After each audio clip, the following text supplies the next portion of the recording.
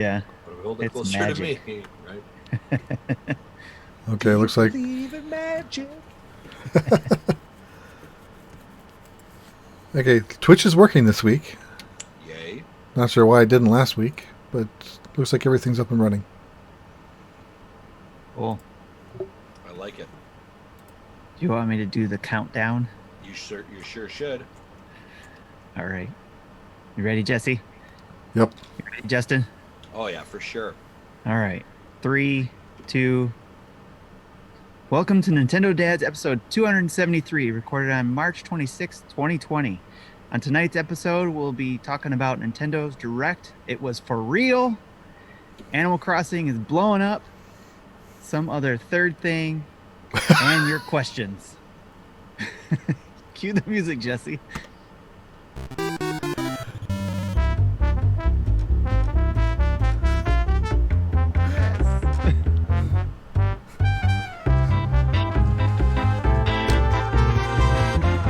All right, guys, how are we, ladies and gentlemen? Welcome to Nintendo Dads episode 273. My name's Justin Masson, the hostess with the mostest in the main seat today, and with me are two of the coolest guys around the internet, whose beards I am desperately and envious of every single day. First, we're going to head over to my man, Jesse Waldeck. Jesse, how are you today, sir? You had to flip a mental coin to choose between the two of us. I was like, which shoes? I was like, I'm gonna think of something witty to connect with, and I didn't think of anything witty, and I was like, Jesse. We're gonna go to Jesse. Yeah. We're gonna go to Eric. Yeah. No, my colors aren't inverted. Yep. Yeah. Today's been just a weird week at work. You know, it's the IT side's on panic mode, trying to find solutions to new problems that came up, and we're not sure if half the solutions we come up with are things that that the business will actually eventually use. But at least we're coming up with ideas and implementing things pretty quickly. We did put out like two on the fly designed and developed and released things like this week alone, which is amazing because normally it takes three weeks to design anything, much less develop it. Sure, and go to market with it, right? So yeah, a lot of businesses obviously pushing, but good to see you, sir, and that you're getting by this week. I appreciate it. Thank you. Heading over to the man in it's Tim, ladies and gentlemen, Tim. That's it. Yep. Surrounded by Nintendo Red.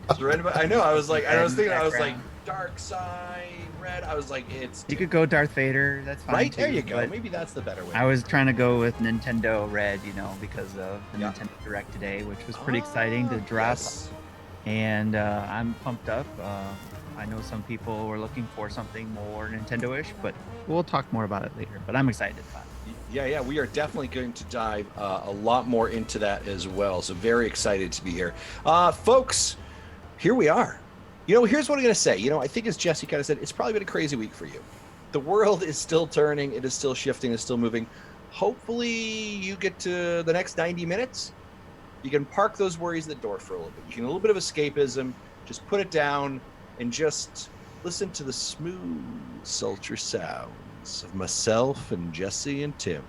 Oh yeah. And a shout out to Marty and Gary who couldn't make it tonight. Yeah, Marty and Gary are unfortunately not with us today either, but hey, you snooze, you lose. Literally, Gary is snoozing. He's literally sleeping right now, and I think judging by our conversation with Mr. Marty, he needed a little bit of a rest too. So guys, we're happy to be in the hot seat talking to you about all things Nintendo. Of course, we're going to jump right into it.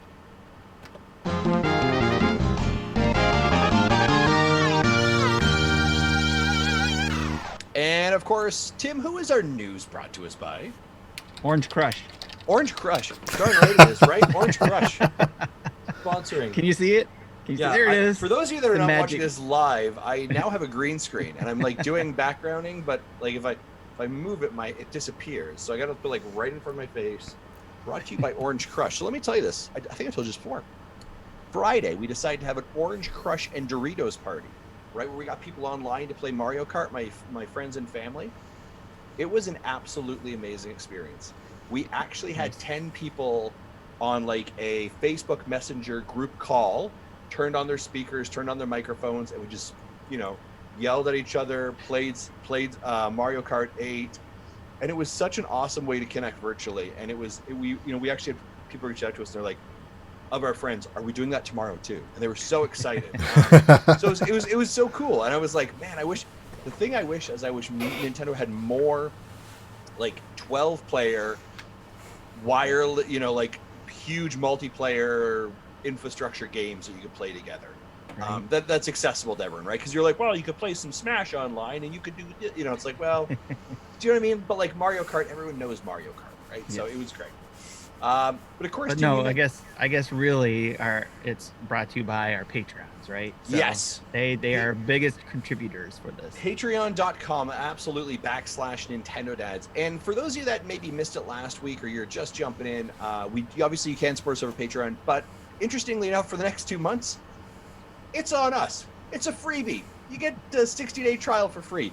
We are not, as we mentioned before, just things are crazy enough in the world right now, and we want to make sure that that stress of supporting us is taken away. So we are pausing our Patreon fundage, meaning that we will not be drawing any funds from our Patreon supporters for the next 2 months at least. However, we are still doing all of our Patreon tier rewards and everything associated with that. So if you've been someone who is kind of like maybe on the fence about Patreon, about supporting us, but you're like, well, hold on a second, I basically like 2 months for free. Now is the time to jump in. And big thank you to Daniel and Darren this month, who this week jumped in and pledged the $1 a month. We so appreciate that. And even if you're just here to look around for 60 days and you're going to jump out beforehand, that's okay as well. We appreciate it. And I did see a couple of members of our community also upping their pledges and changing it to a larger dollar value because they want to get the higher tiers as well. Because for the next 6 months or next couple of months, why not, right?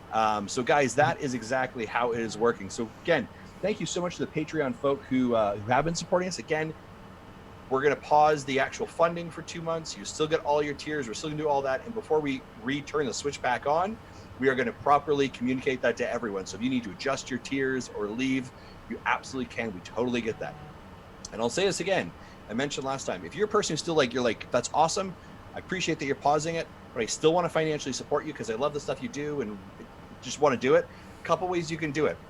Head over to Twitch. Use your Amazon Prime, Twitch Prime subscription. Literally just sub there and donate that tier. That's awesome. That's literally, you don't even have to pay anything out of your pocket if that helps us. There is the super chat in YouTube if that interests us.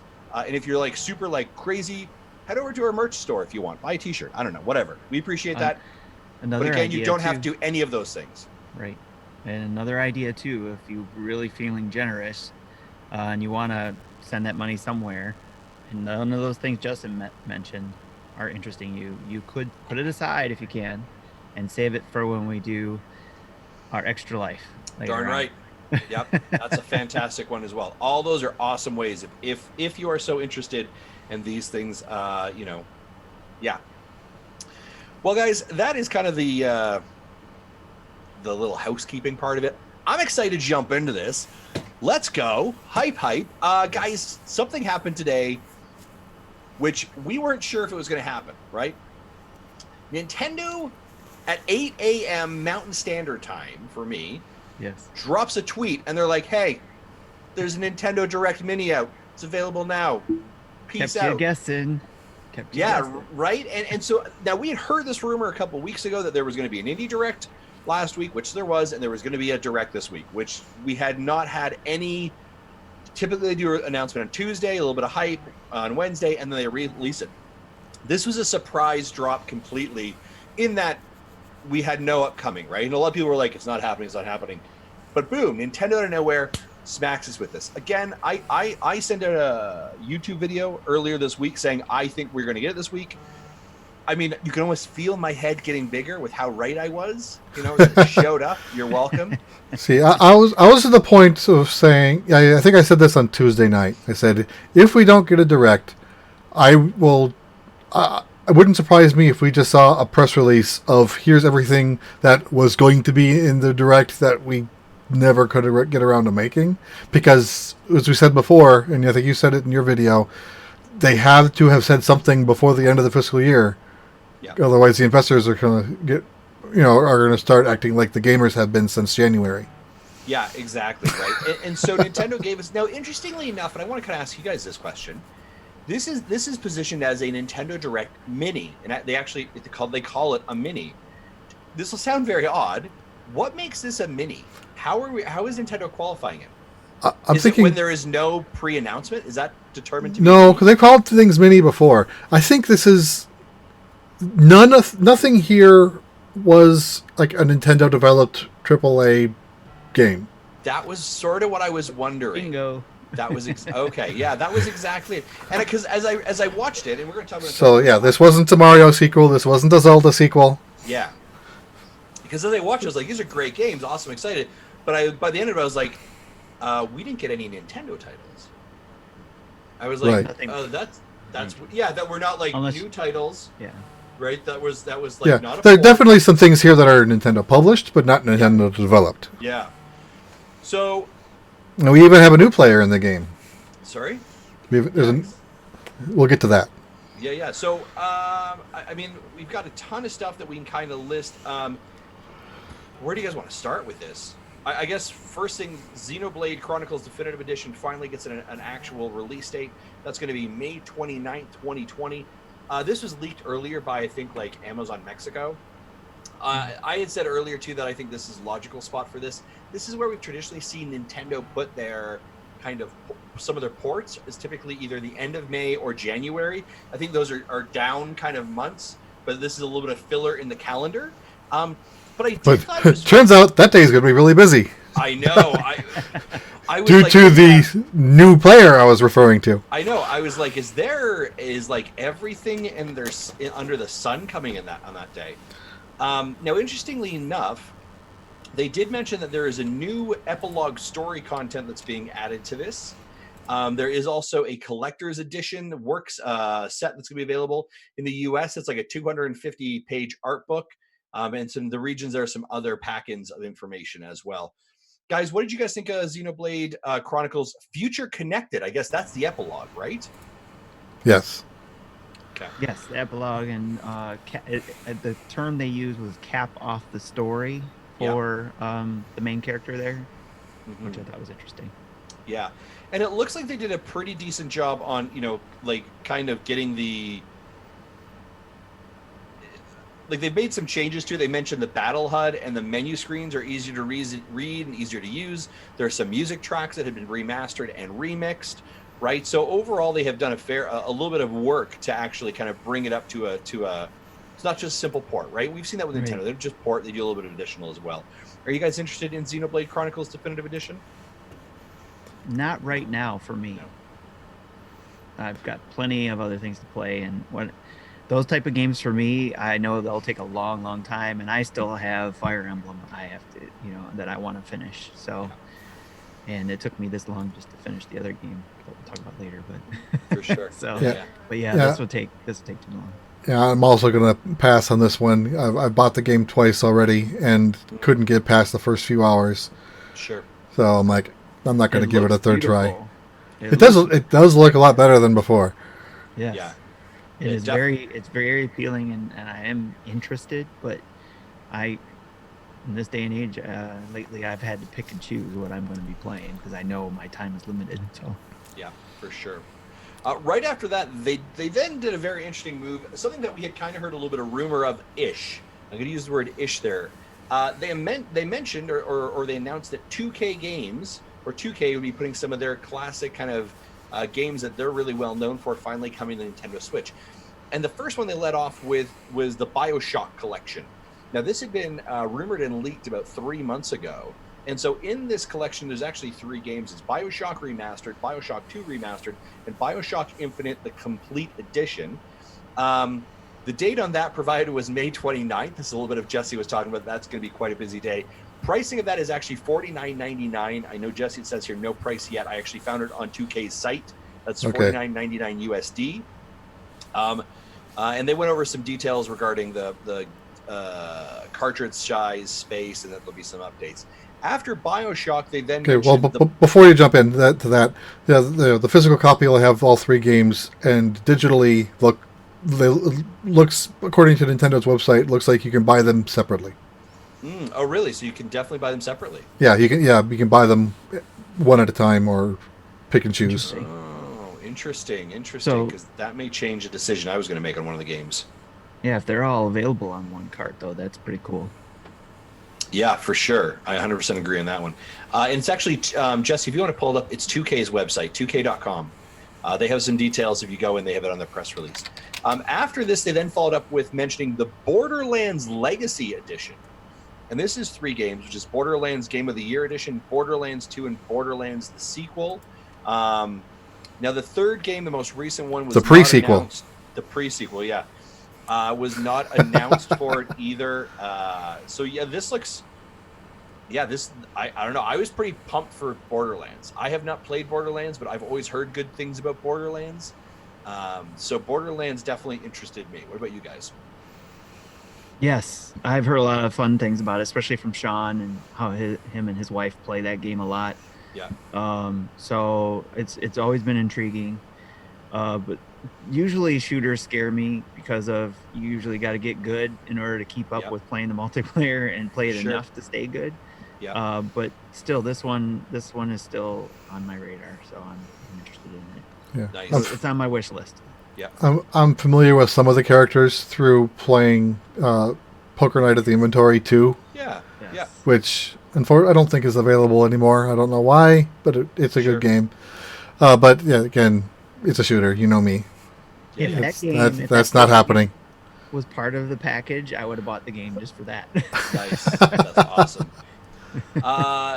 2K continued their announcement by mentioning that XCOM 2 collection, which contains the base XCOM 2 game, the expansion of War of the Chosen DLC packages, was also coming out. These are all 3 of these games, and Xenoblade that we just talked about a couple moments ago, are May 29th. So and there's another game later we're going to talk about coming out May 20th. Like May 29th looks like a banger of a day for games, and if I remember correctly, that's also the day Last of Us 2 is scheduled. I saw a tweet on that. Someone was like, "The tough decisions have to be made." So maybe someone could check me on that one. I'm checking. After that, they announced that Marvel Ultimate Alliance's the Black Order expansion pass, Shadow of Doom, is available today as part of the expansion pass. If that was something that you have picked up. For the last almost a year now, they have been supporting the expansion pass and the DLC pass for Marvel's Ultimate Alliance. I think this was the final one that they had to they're agreed upon in the purchase pack as well. So if you're a Marvel Ultimate Alliance fan, you might want to check that out. Anything else here from those that interest you guys? Well, just kind of going back talking about XCOM. If you're not familiar with the gameplay, it's Mario and Rabbids. It's like that's what Mario and Rabbids got their gameplay from. Yep. And again, that intrigues me, but we'll see about time. Yeah, exactly right. Then they had a interesting game called Shinisekai. Shinisekai Into the Depths, which was out today. They had 3 games, I believe, which were out today's. And this is, I believe, from Capcom as well. Does this interest either of you guys? Kind of like an underwater exploratory. Oh heck, yes! Wow. Okay, Tim is all on this interested one. me. This one is on my list, and I bought it. I have it. I haven't touched it yet, or I haven't played it yet. But yeah, I'm excited for it because one of the games I liked on the PS4 that I actually reached out to Insomniac about was, can you port Songs of the Deep, I think, if I remember correctly, to the Switch, because it was a PS4 exclusive game. And it's a Metroidvania type submarine. This girl has to go find her dad who got lost at sea, and she builds her own submarine and goes and tries to find her dad. And it's, a lot of the Metroidvania or Castleroids that, the Megadads call it, type of game. And this one, again, being underwater, started making me think of that. There's a submarine, there's somebody in a suit, made me think of those things. And then the way it showed it, they didn't say it. I don't think Nintendo ever calls anything Metroidvania at all, but No. I don't even think they said anything Metroid-esque about it, but it looked like it was that type of game. Because if you look at how it was showing, where you get to a certain place and the person goes up to a central hub and downloads something or does something there, that reminds me of like when Samus would go to download a map or upgrade weapons or whatever. And it did look like there's some upgrade weapons portions as well, because you can go in and in the ship and drive around. That kind of gave me the Blaster Master feel too, where you're in, a vehicle going around, and then you have to get out of the vehicle to upgrade your weapons or upgrade your vehicle probably. So there's a lot of those elements that just was like kept hitting me when I was watching it. Like, okay, I'm really liking this. And as soon as they said it was today, I was like fumbling with my Switch, trying to. Come on, let's go. Yes. Awesome. So what I'm hearing from you is that we can see or wait for more of your gameplay footage when that becomes available. Okay, excellent. So look for a Let's Play from Tim, and he'll give us more information on that as well. So that is awesome. All right, so let's talk about what came after that. And I lost my page for a second. Animal Crossing. There we go. Thank you. Yes, sure. Animal Crossing New Horizons. They talked about an update. Now, an update did actually come out earlier this morning, a 1.11 update or 1.10 update. I think 1.10 was a day one patch, and if it got patched recently, it's 1.11. But it's actually a -1 patch. Yeah, there you go. Right. It was the day before. Yeah. What they did highlight for Animal Crossing is that the Bunny Day event will be on April 1st to the 12th, and that there'll be an Earth Day event later in April as well, with a date not yet to be released. Yeah. And then, so the Bunny Day event does need a patch. So if you're one of the people who buys physical and doesn't have it connected to the internet, you'll need to connect it to the internet to get to the events. Yeah, exactly. Another out today game that showed up was a job called Good Job, or a game called Good Job. Good job, Justin. I know, right? Good job. I can read. And this caught my attention, Tim. So this one actually I picked up right away. And this is a chaotic kind of physics-based.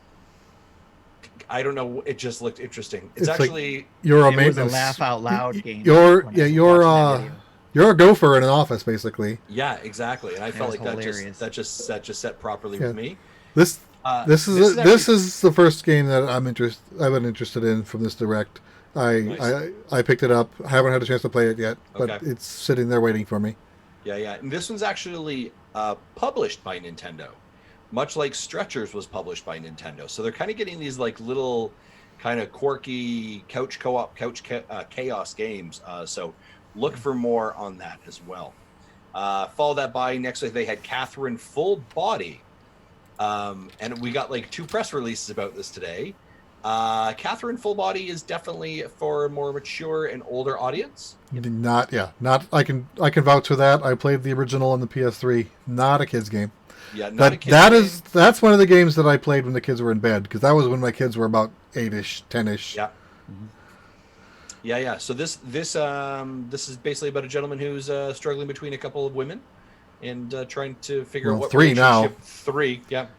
Yeah. Works best for him. We'll just leave it at that. Yeah. There's Catherine with a C, Catherine with a K, and Rin, which is the end of Catherine. Rin is the new one as part of the Full Body game. Nice. Okay. Yeah. Absolutely.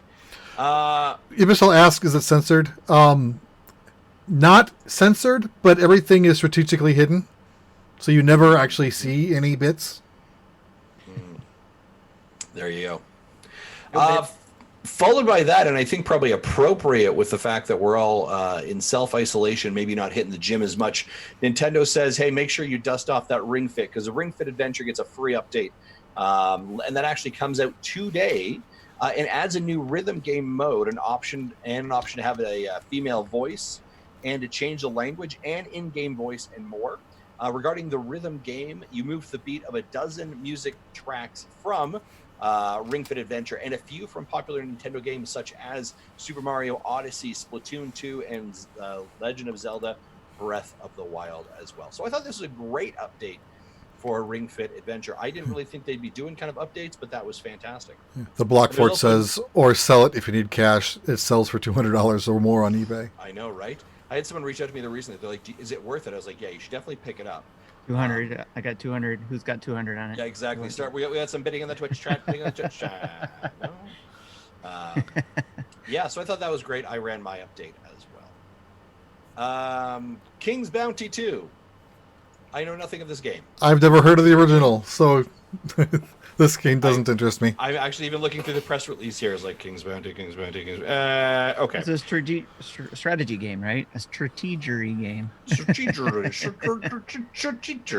Okay. Strategery game. Yeah. There's that. I just got notification of that thunderstorm watch I told you we were going to get. Tim. Yes. There you go. Okay. All right. So if it Yeah. goes, go ahead. So since none of us know anything about this game, we'll move on. Next. It's Next. strategery. Strategery. Next, I thought this was very interesting. Super Smash Lots of Brothers. speculation on that. Super Smash Brothers. The 6th DLC character is announced in that it will be a representative from ARMS, and that it is to be announced and released in June 2020. Mm-hmm.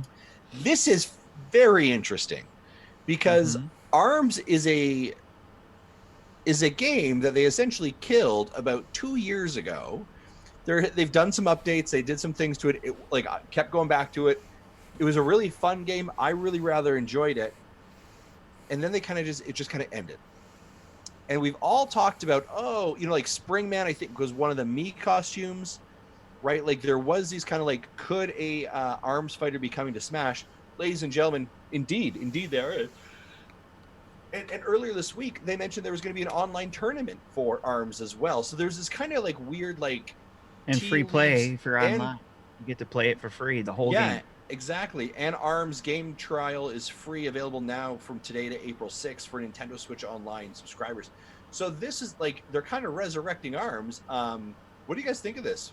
E3 ARMS 2 is coming out with that representative being the 6th player. The speculation that I've heard is they might pull E3 time, I guess. A Bowser's Jr., where there'll be multiple characters. Instead of 8 colors of the same one, there'll be just different characters represented in each skin. Yeah, I was thinking that too, where it would just be, what do they call it, Echo Fighters of each one? No, it's just a skin. Yeah. Oh. So, I'd prefer if they just select one and just go with it, right? Like whether it's Ming, whether it's like Hero, instead of having 8 colors of the hero, it's 2 different colors of 4 different heroes. Yeah. So see, this is why I was thinking that this is going to be a sequel, because, I know they have to push it back because of everything that's going on in the world and stuff like that, but they're announcing it and releasing it in June. June is usually when the E3 comes out, or the next Direct with major announcements come out. They want to get people into it again, so they're doing this, play it for free for the weekend or whatever. They're getting eyes on it. They brought it up now, and they say a representative from ARMS. So they didn't call out who that was going to be. They just said, because they've done it before, I think. I can't remember which one, where they said, well, they've done it with Pokemon, right? Where they just show, concept art. Here's what we're going to be doing, and then eventually they give us more information. They probably could have done the same here, unless Sakurai really just wanted to do his thing and was like, I can't do it right now, obviously because of everything going on. So we'll wait for June for him to do his thing. But I'm just looking at the timing that potentially the representative could be a new version of the ones we know, the from the cover, right? But for ARMS 2. Yeah. Then pretty much all these dates, even though some of them have firm dates, quote unquote, still should be taken with a grain of salt. They put a splash screen at the very start saying not everything could be changing based on the climate in the world. Yeah, right. Exactly. Yes. Yeah, that's a good point. Yeah, it'll be interesting to see who the fighter is. My other thought is that it could be a fighter that we have not seen at all, Tim, and sort of in your same vein, but all of a sudden now and this character is available now in Smash and as a free update in ARMS. So not an ARMS, not as an ARMS 2, but rather it's a new player as well. So they're kind of re-sunsetting some of their franchises. So I thought it'll be very, very interesting to see what happens there. Kind of like a 1.5. Yeah, exactly. Yeah, exactly. In some ways, yeah. Right. The next one that we had information on was Bravely Default 2 with an demo available today. Game release date of 2020. They sat in this pocket for a little bit, right? They sat in this pocket a little bit for Xenoblade Chronicles, and they sat in this pocket as well for Bravely Default. And of course, Bravely Default was revealed at the Game Awards back in December 2019. And it was interesting. They said here, this reminded me, it had like the Octopath Traveler methodology. They were like, and a survey will be sent out to follow later with your feedback. Mhm. So I thought that was very interesting. So I don't know. Are either of you guys Bravely Default fans? No, not here.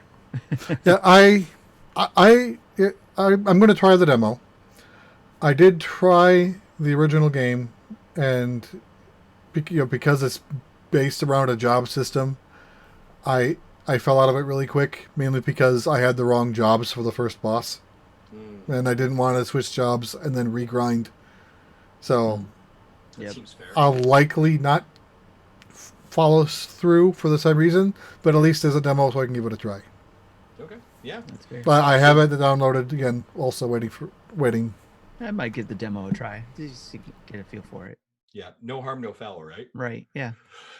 Ooh. That's again one of those. It's one of those things. It's RPGs. I have to pick and choose those things. So Yeah. it's like as soon as I get Fire Emblem done, then I'll start looking at what the next one will be. Sure. Yeah. No, that makes sense. And then you'll go from there, right? Yeah. Okay. Follow that, interestingly enough, Clubhouse Games 51 worldwide classics. Now, guys, I remember Tim's excited about this. Tim, tell me why. Excited. I had the game for the DS. Thank you. So did I. Clubhouse Games. Yes. I think everyone did. I did. Yes. Our whole house had a copy, essentially. We all loved the game, and I played it a lot because it was a nice, quick, open up your DS, play some quick games, and it was really cool to have. And then when I saw this, I was super excited. But made me think of one of the features I did miss or do miss from the DS and that family of systems, and that's the game share ability that you had with the DS, where you could have one game, and if you want multiplayers, they didn't have to have the game to a certain extent to play certain games. Yeah, I completely forgot about that option until when I was been playing Dragon Quest V the last month on our old DS Lite.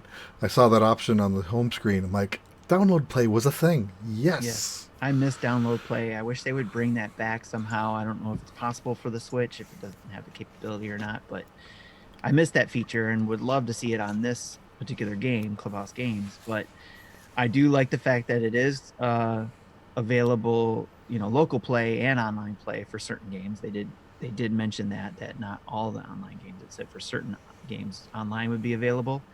But locally, I told my wife, because she was in the other side, we were both working and I took a break to watch this. And I was like, yes. And she was like, what? And I said, well, Clubhouse Games, and told her that we're probably all going to get a copy of that game. Nice. So when it comes out. I distinctly remember taking my DS with me to work. And there was a guy who was probably about 10 cubicles away from me, also had a DS, and we would play Clubhouse Games connected. Like we were able to be in enough range of each other. So we'd play like either the bowling or something. So it'd be like, I'd make a move, and I'd just kind of slide my DS underneath my kind of like shelf so it couldn't be seen by my manager. And then I'd wait for his move, and then I'd kind of peek, and then it was my move. So it was like a lot of like kind of asynchronous gameplay back and forth, and it was absolutely a lot of fun. So this definitely was like, I remember these. Nice. Ooh. Yes. And it's $40 already listed on the eShop. Yeah, I was going to say, if you're buying multiple copies, that might get pricey too. Yes. Yeah, pre-purchase now. I'm just glad it's not $60. I'm kidding, right? Yeah. And there are 51 games included in there as well. So that's definitely check it out. And if you want to know what's in them, the direct hat lists all of them. I was not about to type them all out, and we're not going to speak them. No, I was like, boy, they're going, and like you tell the announcer like, and his pace was getting up. I was like, that's great. Now the next game caught my interest. Ninjala. We had seen this almost 3 years ago. Yeah, I had it on my future games release list, and since it went so long of not hearing from it, I removed it, and so I had to put it back in. Yeah, this is like, I put it down as, this looks like Splatoon meets ARMS in a battle weird royale thing, and it is free to play. Right. I don't know about the monetization model at all on this thing. And that comes out on May 27th. So like 2 days before every other game comes out. So it'll have 2 days of play before before everything goes crazy. This caught my interest. Anyone else? Yes. Especially for my son and I had him watch the direct when I went back to work. Had my daughter watch it too, but he came back to me and told me this one caught his eye, and I was like, sweet, it'll probably be a game that him and I will play. Yeah, it's described as an online action game featuring ninjas and gum. Assume the role of a modern-day ninja and take part in the Ninjala tournament. It is take part in a battle royale style matches of up to 8 players for supremacy with ninjas around the world. The player who earns the most points over the course of the match will be declared the winner. Score points by defeating the opponent, obtaining items, destroying drones, blah, blah, blah. Has cooperative play where you can actually do a 4-on-4 team battle. There's an avatar system. That's about it. I'm actually on Nintendo's eShop page right now against information. So I don't know. I'm all in. Hey, Yeah. Justin, side topic, when you get a chance, read Discord chat. And Which one? There's so many. the one the host chat. Okay, gotcha.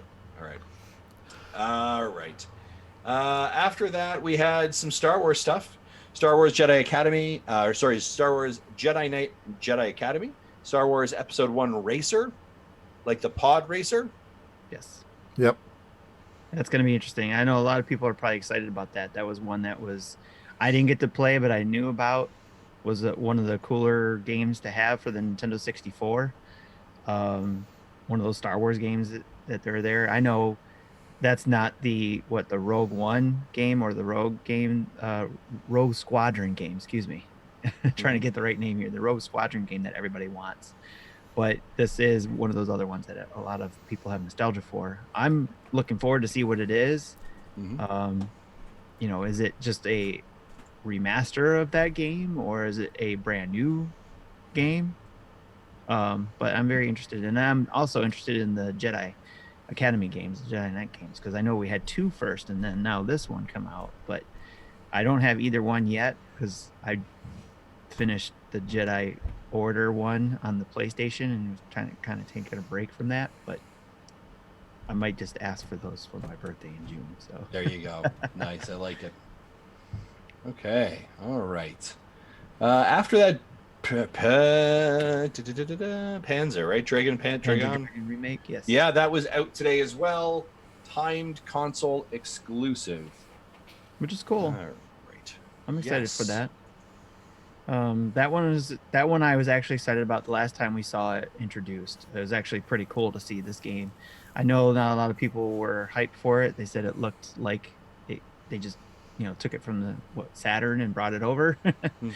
So and looked like it played that way, but it looked like they had taken it away for a while to make some tweaks. But to me, I've never played it, so I'm excited for it. It looks like a lot of fun, and we'll probably when the time's right pick it up. So yeah, absolutely. Okay, 1 second here. Yeah, it definitely looks very, very interesting. Bear with me. And I heard somebody mention that it's kind of got the Star Fox feel too, like sure, we're flying around and shooting at things and stuff. So yeah, absolutely. Jesse, let me know if that's better. By the way, I took your note, and did some changes. It's sounding better. Excellent, fantastic. From there, where they went into a montage, Trials of Mana, Fuser, Elder Scrolls Blades, Warhammer 40,000, Vigor, Burnout Paradise Remastered. I'm going to pause here for a second.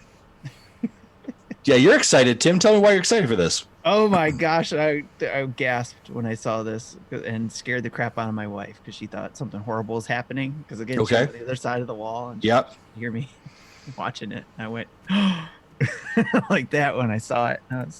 I am a huge race car fan, obviously, or a racing game fan. I love playing these type of games, especially the Burnout series. I had Burnout for the PS3. I had it for the PS4 when it came out remastered for that system, especially Paradise. And now that it's coming here, I'm excited about 2 things here. One, because it's Burnout. I love those type of games. I'm going to be playing that one to death, probably just as much as I play Asphalt. But that it's EA bringing this game to the Nintendo Switch.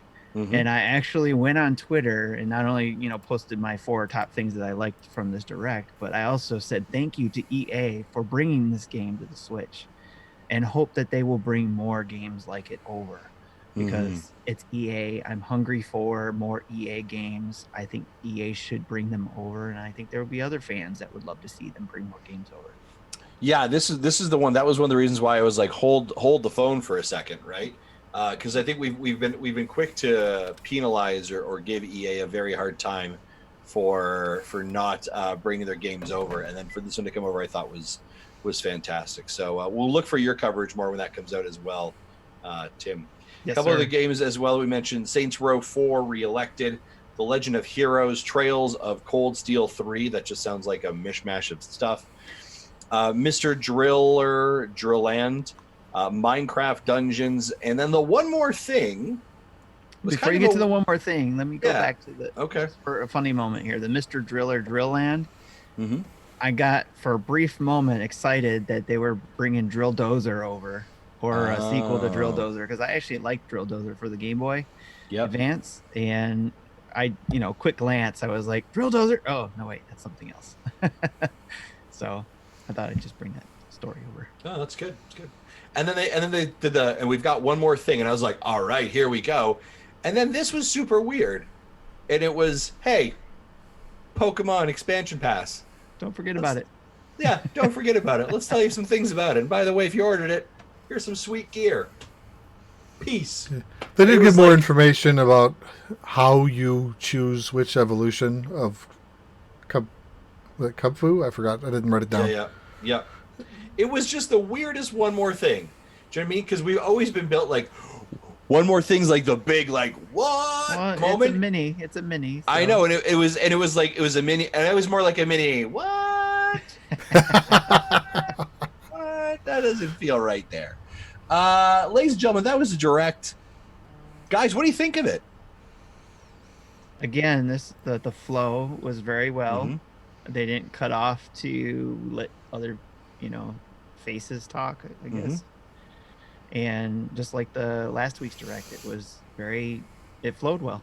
So the pace was great. I liked it. It was like boom, boom, boom, boom. And again, it was something for everybody, it seemed like. Yeah, for sure. Well, maybe not. I don't know. Not according to Drew, but. Drew, knock it off. All right. You got your Animal Crossing. All right. Just, you're fine. Just leave it alone. Okay. Jesse, what about you? Yeah, it had the average, of the 15 to 20 games, I like 2 to 3. Mm-hmm. So it's maintaining that average. Yeah. And also like normal, that 2 or 3 is different than everyone else's 7 or 8. Yeah, for sure. For sure. And again, it doesn't have, I think, what people come for the Nintendo system for, and that's Nintendo games. It's not having anything that's probably jumping out to them. Yeah. So I mean that's the interesting thing, right? So that kind of leads me, and I want to say this, like, do not take my following comments as criticism of it, right? I do think it was very important that I know, right? Everyone's gonna be like, well, Justin thinks it's horrible. You guys have been asking for a Nintendo Direct, and you got one. What do you want from us? Jeez, guys. Come on. You're God, not allowed to complain. Don't you know that? You're not allowed to. Guys. Right? So my question, and a little bit of the conversation we started off with, is where's Nintendo? Right? That's the interesting thing. That's what I'm still worried about a little bit, because I still have 3 vouchers I have to use before they expire. Yeah. And so nothing here that I'm interested in can be used as a voucher.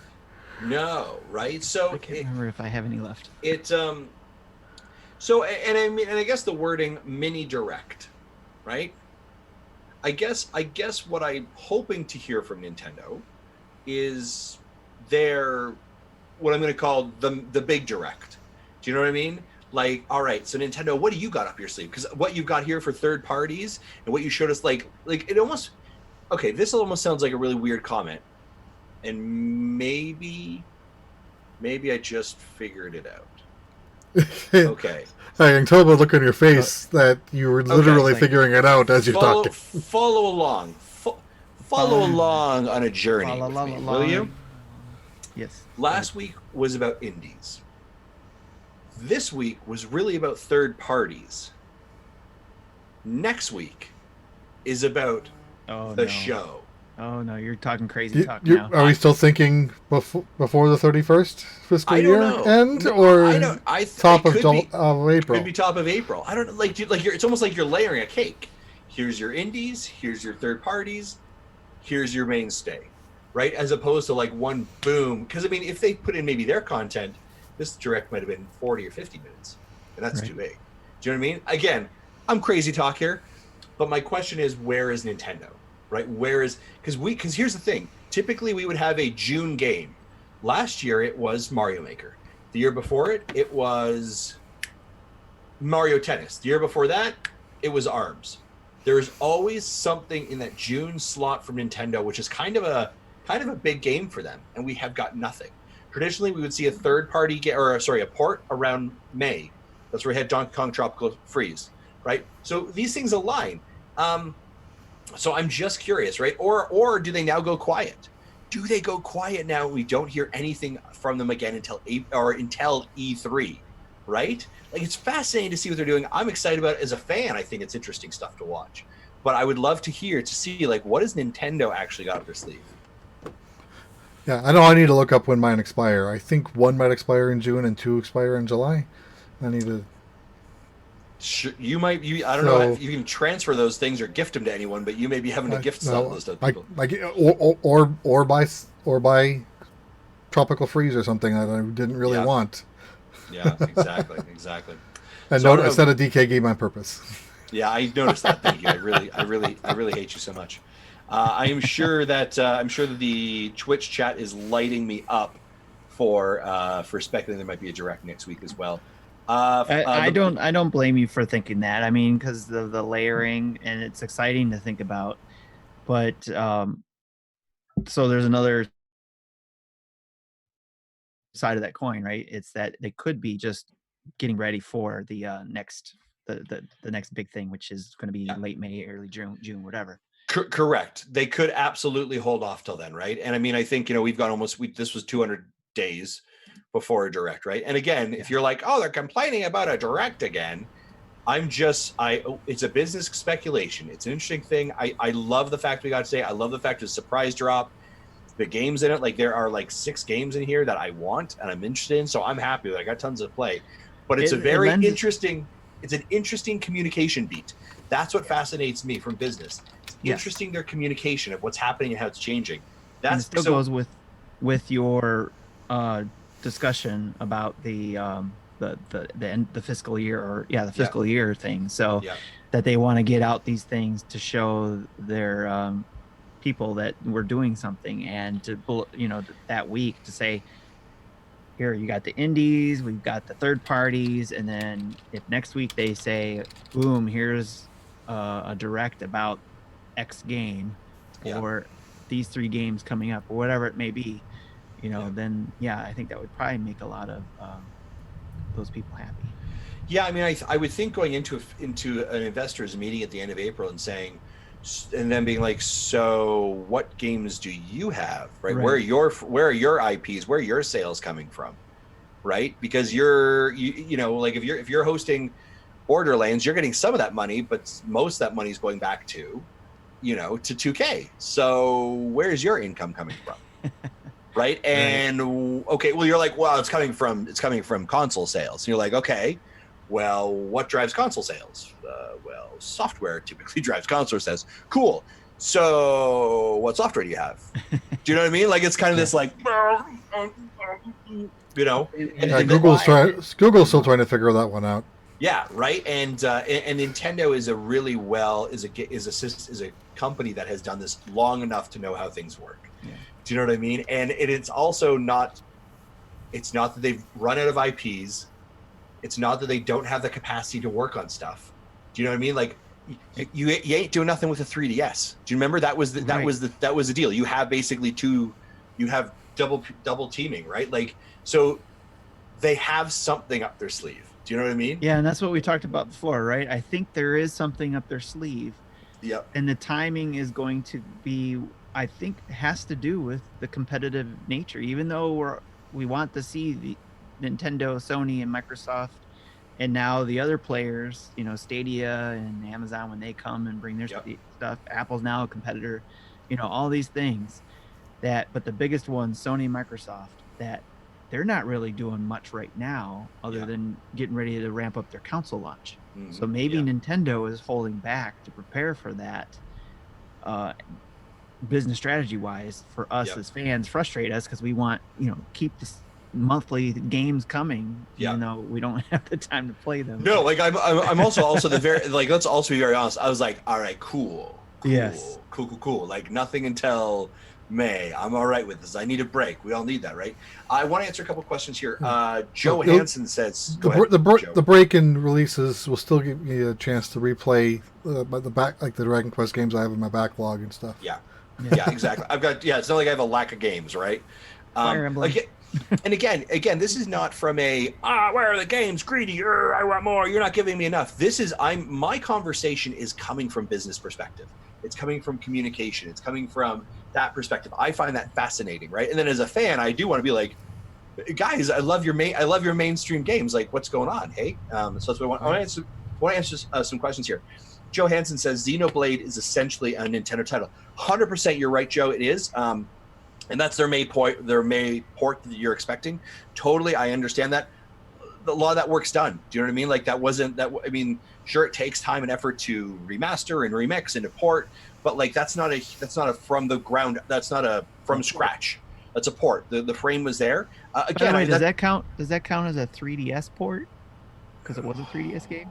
But also, wasn't it a Wii game? It was Wii originally, and it went to 3DS. So they have the resolution before doubling the original resolution. Right. Yeah, exactly. So it'll be very interesting to see how that goes. Although, again, it does look gorgeous, and I am interested in that one, but I'm still working on Xenoblade Chronicles. What's the other one that you have that I picked up for the Switch? Xenoblade. What's the one? Chronicles 2? Yes, this is Definitive Edition. Yeah, that's the one. Honest to God, guys, the naming convention just wrecks my brain. All right? Like, and the amount of times they've almost called it Chrono Cross and Chrono Trigger, like, there's something wrong with me internally. Where did I see this? The Block 4. He says Animal Crossing is Nintendo's cash cow. It is. However, the cow has come to pasture now. Do you know what I mean? So that initial big sales you're going to get, you are still going to get sales, but you want to continue to grow that sales as well, right? So you need to, and they're going to monetize for sure. Yeah, that's a big sale, and that will be a huge bump that they're going to report. We're going to talk about sales for Animal Crossing here in a little bit, and then not a big shock. Surprise, surprise, it sold a lot, right? But it's going to go well. I'm interested to see how that shows up in the fiscal report. Do you think they'll use Animal Crossing kind of in the same manner they did with Legend of Zelda in the first year, where they were able to kind of give some time a little bit? Legend of Zelda was a big game, so they were able to bring over a couple ports before they really got into some of the other. Give it some breathing room. Yeah. They might be able to, right? Yeah, it'll be interesting. That's a good point, Tim. It'll be very interesting to see if they do that, right? I wonder if Breath of the Wild was because it was Zelda, right? So you give it the leeway, which is kind of what we're saying to Animal Crossing. But I also wonder if just there wasn't a ton of games ready at that time as well, right? Because that was early on in the system. They had brought over Mario Kart 8. ARMS was June, right? They had some indies, right? Snake Pass was in there. Some other games, right? But nothing huge. So maybe, I don't know. It'll be interesting. Yeah, it wasn't until Mario Odyssey, which was the next big one at the end of the year, right? That's correct. That was October. All these little things in between. Well, I'd argue ARMS Splatoon was July, right? But that a lot of people said that was more of just building on top of what they already had for one. Yeah. So, it's interesting to see. It's just, again, it's not complaining like you said. It's just it's fascinating to see what Nintendo's game plan is. Yeah, it's just strategically, it's so interesting to see what they're doing, right? And then you couple that on with hey, and we're hanging out with Levi's now, and by the way, we have Lego, and by the way, our park opens in a year, and you're like, okay, and you've got a movie, you're like, what is going on? And there's so much, it's just interesting, and yet and then it's and by the way, guys, we just dropped a video game where you just create an island and build buildings. Boom. Right? Do you mean like everyone else is like, we've got a brand new console and we've got teraflops, blah, and they're like, we have got a raccoon that charges you a ridiculous amount of money. Yes. You're going to pay it because you're a chump and you're going to buy it. And they do, and it works, and it does incredible things. So I don't know. All right, that's my rant, folks. Tanuki. Before you move on to the next thing, I do want to go back to the montage. There was one game you mentioned called, I think, is it Fuser? Yeah, Fuser. Fuser. It's a rhythm-based game that is also interesting. I read about this. I think it was at the last, was it PAX East? Mm-hmm, We had people go to, and this came up there, I think, and it sounds very interesting. I think it's a rhythm game, and it looks like it'll be a lot of fun, especially because it looks like it might have some of the music I'm into. Nice, awesome, I love it. Another one of the montage games that kind of stands out unusually is Vigor. Doesn't have a release date, but has a closed beta starting the 9th. Yep. But no information about how to get into it. So we have applied for that closed beta. By the way, we had to go through one of the key mailer services like media passes. So we applied for that. Vigor is interesting because Vigor actually was on the other consoles last year. Was it? So it shows you what I know. I'm fairly sure it is. Maybe we can do a quick spot check, but I'm pretty sure Vigor had come to other consoles beforehand as well. A couple other things, just as we're moving through games, just to make sure that people are aware of. Almost 2 years ago, Xbox One, July of 18. There you go. Bubble Bobble for Friends gets a release in North America of March 31st. I love playing Bubble Bobble on the NES when I was a kid. That was one of my favorite games. I thought that was absolutely brilliant. So that was good to see this as well. And this was out in Europe late last year, and we got a strange delay, which no one knows why. It's the localization of the bubbles. Oh. Is that what it is? From Europe to North America. It's a big language barrier for bubbles. The other all right. I don't know what to say. That didn't land as well as I thought it would. The other thing that I would mention that was announced actually yesterday as well was Rogue Company got an actual release window of summer 2020. This is a Apex Legends-esque 4v4 squad-based kind of shooter game. Part of Hi-Res Studios are the developers or publishers behind it. This looks interesting, but it also looks like they're trying to kind of be a knockoff Apex Legends. But we applied for a beta on that one as we'll see what happens. And that's coming out in July. Those are kind of some big things happening there. Let's actually, here's what we're gonna do. We're gonna talk about some other quick little piece of information. Then we're gonna go to this Animal Crossing here. Epic Games publisher announces partnership with Gen Design, Deadhead, and Remedy Entertainment. Jesse, this was put in our document. Why? I don't know. Ask Tim because I don't know nothing Tim, about this. why was this put in our doc? Help me put context. I'm not saying a bad thing, but help me put context here. Third Strongest Mole presented it to us in our Discord channel. Thought it would be a good topic to bring up because Epic Games is actually they're doing publishing partnership with Gen Design, which is behind the Last Guardian game for the PS4, and then Play Dead. What did Play Dead do? I forget. There's Play Dead and then Remedy Entertainment, which recently did Control, and I think they have the Alan Wake games too. And for some reason, I'm drawing a blank on what Play Dead did, but they also did a popular game, and all three of those design companies are working with Epic Games, so Epic Games could publish their games on multiple consoles, and which we're speculating Switch is going to be one of them. Play Dead did Inside and Limbo. Yes, thank you. Oh. Yes. Oh. So that's the exciting thing behind that, where Epic Games is now getting into publishing and want these designers to focus on design and not worry about the publishing side of things. Okay. And apparently that what they're doing is trying to give them flexibility as well. So okay.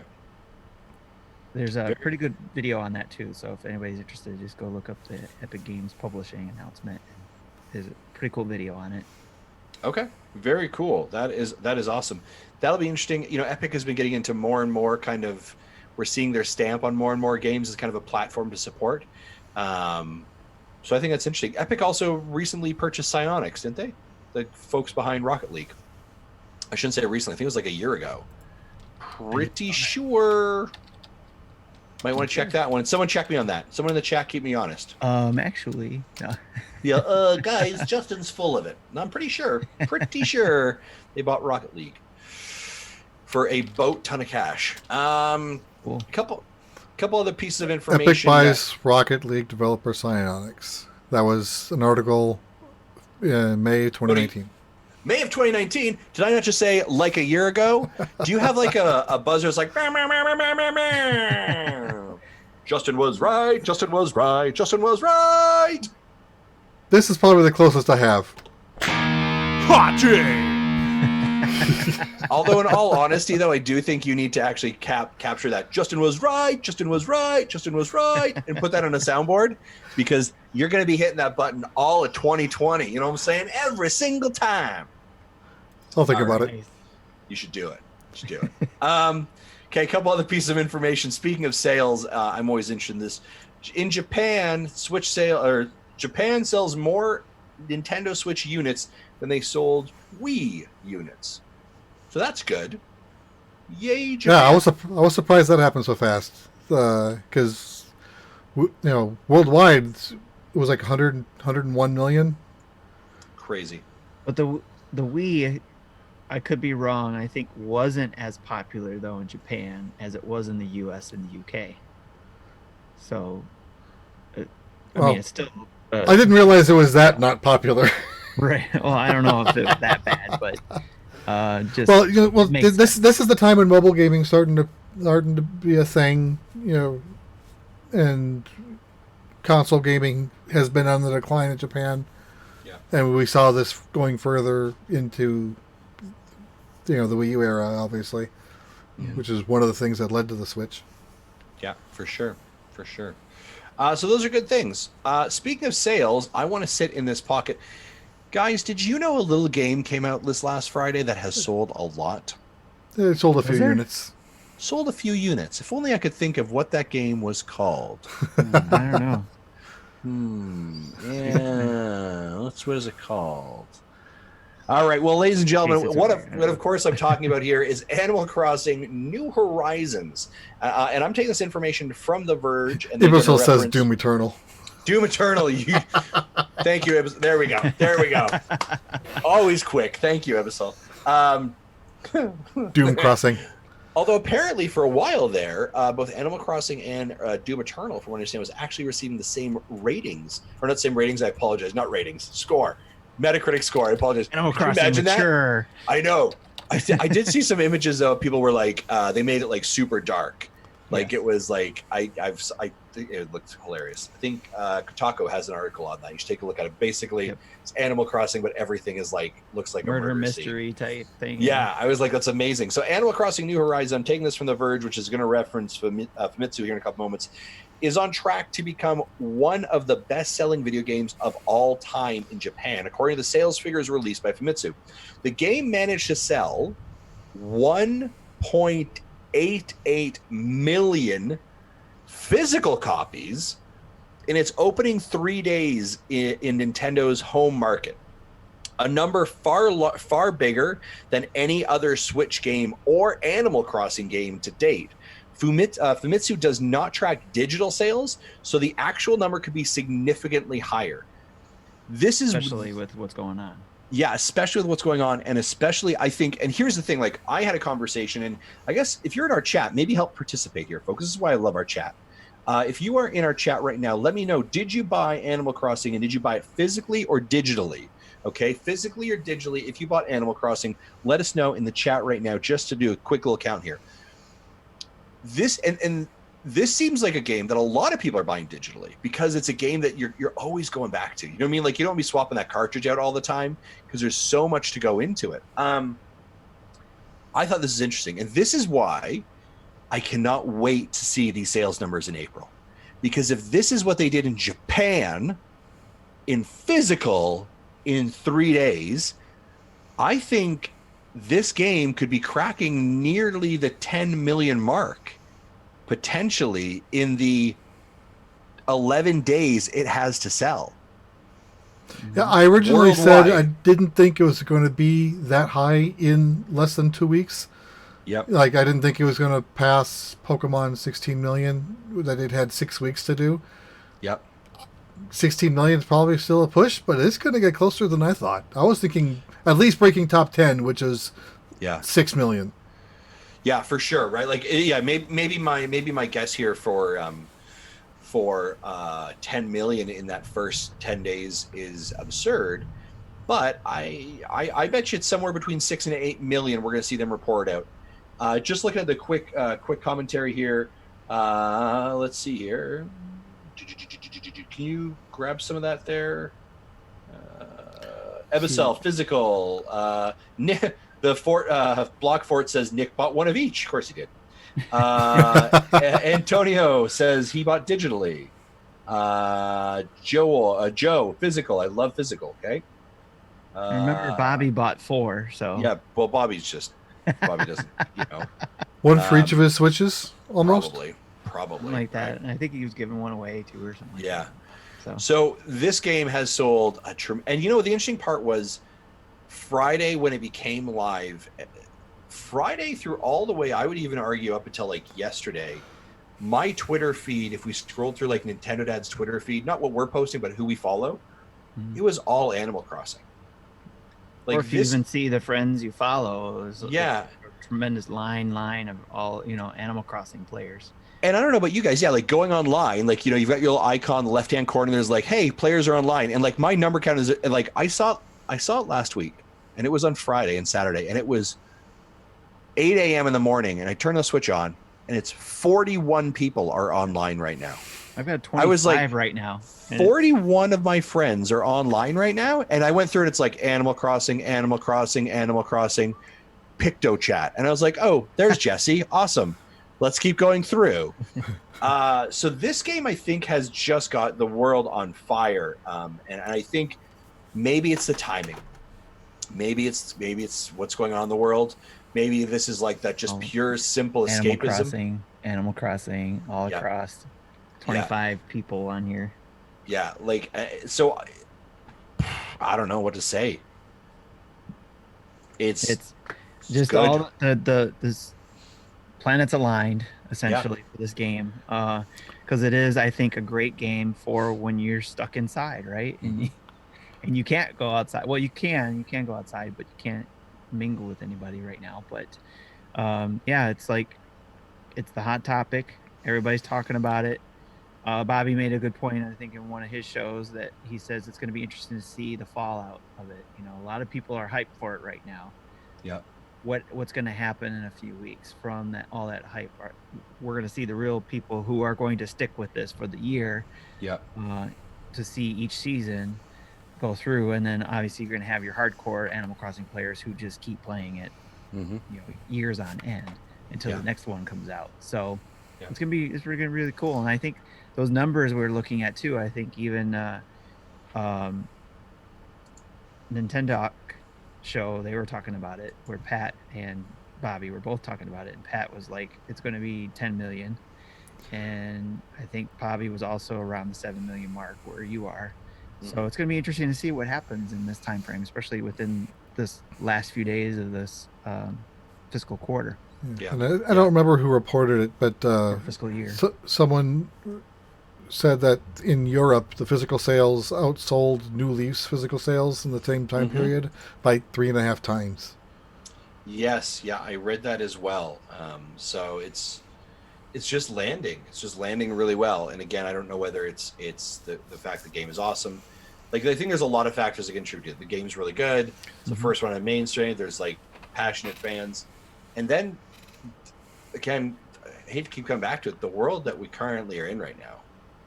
Right? Yeah. This idea to like literally be able to say, like, I can control this. I can build my house here. This like pure escapism to a world that feels simpler, to a place where you can socialize. I can use the word quote unquote socialize digitally, right? And just, it's not about shooting something. It's not about killing something. It's not about racing. It's just about being.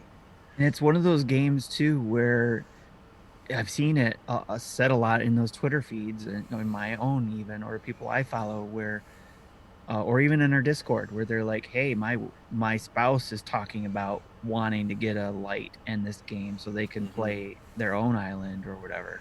Yeah. And or I've seen in other areas where it was like, and we talked about this before, where there was a lot of Animal Crossing fans just playing New Leaf, Yep. waiting for this day, and they all purchased that, special edition console, Animal Crossing version, and got that because they're hardcore fans or whatever. Or if they didn't, they got the light because they really like that. But it's just seeing a lot of that, and I also want to see the numbers behind the console sales itself of how this Animal Crossing pushed this. Yeah, exactly. We're going to talk a little bit about Animal Crossing in a couple of moments when we talk about what we have been playing. But I want to take a quick moment here and say, I don't know a lot about Animal Crossing. I'm only going to tell you what I've been playing for a bit. And Tim, you've been playing a little bit of it, obviously, as well. But I want to encourage you. If you love Animal Crossing and you want more and more Animal Crossing content, did you know, Tim, that we have an actual podcast show about Animal Crossing? What? I know, right? And that should be in your... do. Of course we do. That should be in your feed right now. Dad's Crossing, which is Dan and Nick and Sean, and they sit around and talk about Animal Crossing. And it is an amazingly awesome show to listen to. And this week, actually, Nintendo guru himself, Bobby Pauls, joined the lads to talk about the game. So make sure you guys check that episode out. And apparently they bullied Sean to finally starting a Twitter account. I mean, that's what internet friends are all about. It's all about bullying. So those guys are just doing exactly. They're doing a fantastic job over there. So you need to go check them out. Give them a listen. Again, we're going to talk about it a little bit here, but I cannot go into the depths that they do, and they just know everything, and they make sense to them. All of the community and what they totally do. Yes. And if you are an Animal Crossing's fan, you've got the game, and you're like, "This is awesome." Big thank you to Nick, who made that picture of me with my shirt off, kind of celebrating. That is now a QRC code that you can download and put on a shirt for your character in Animal Crossing and walk around wearing it as well. Or put it on your wall. Put it on your wall. Check it out. It is on the NDad's Twitter feed. Thanks for Chris for sending that original picture too. So yeah, scary how much he had access to that one.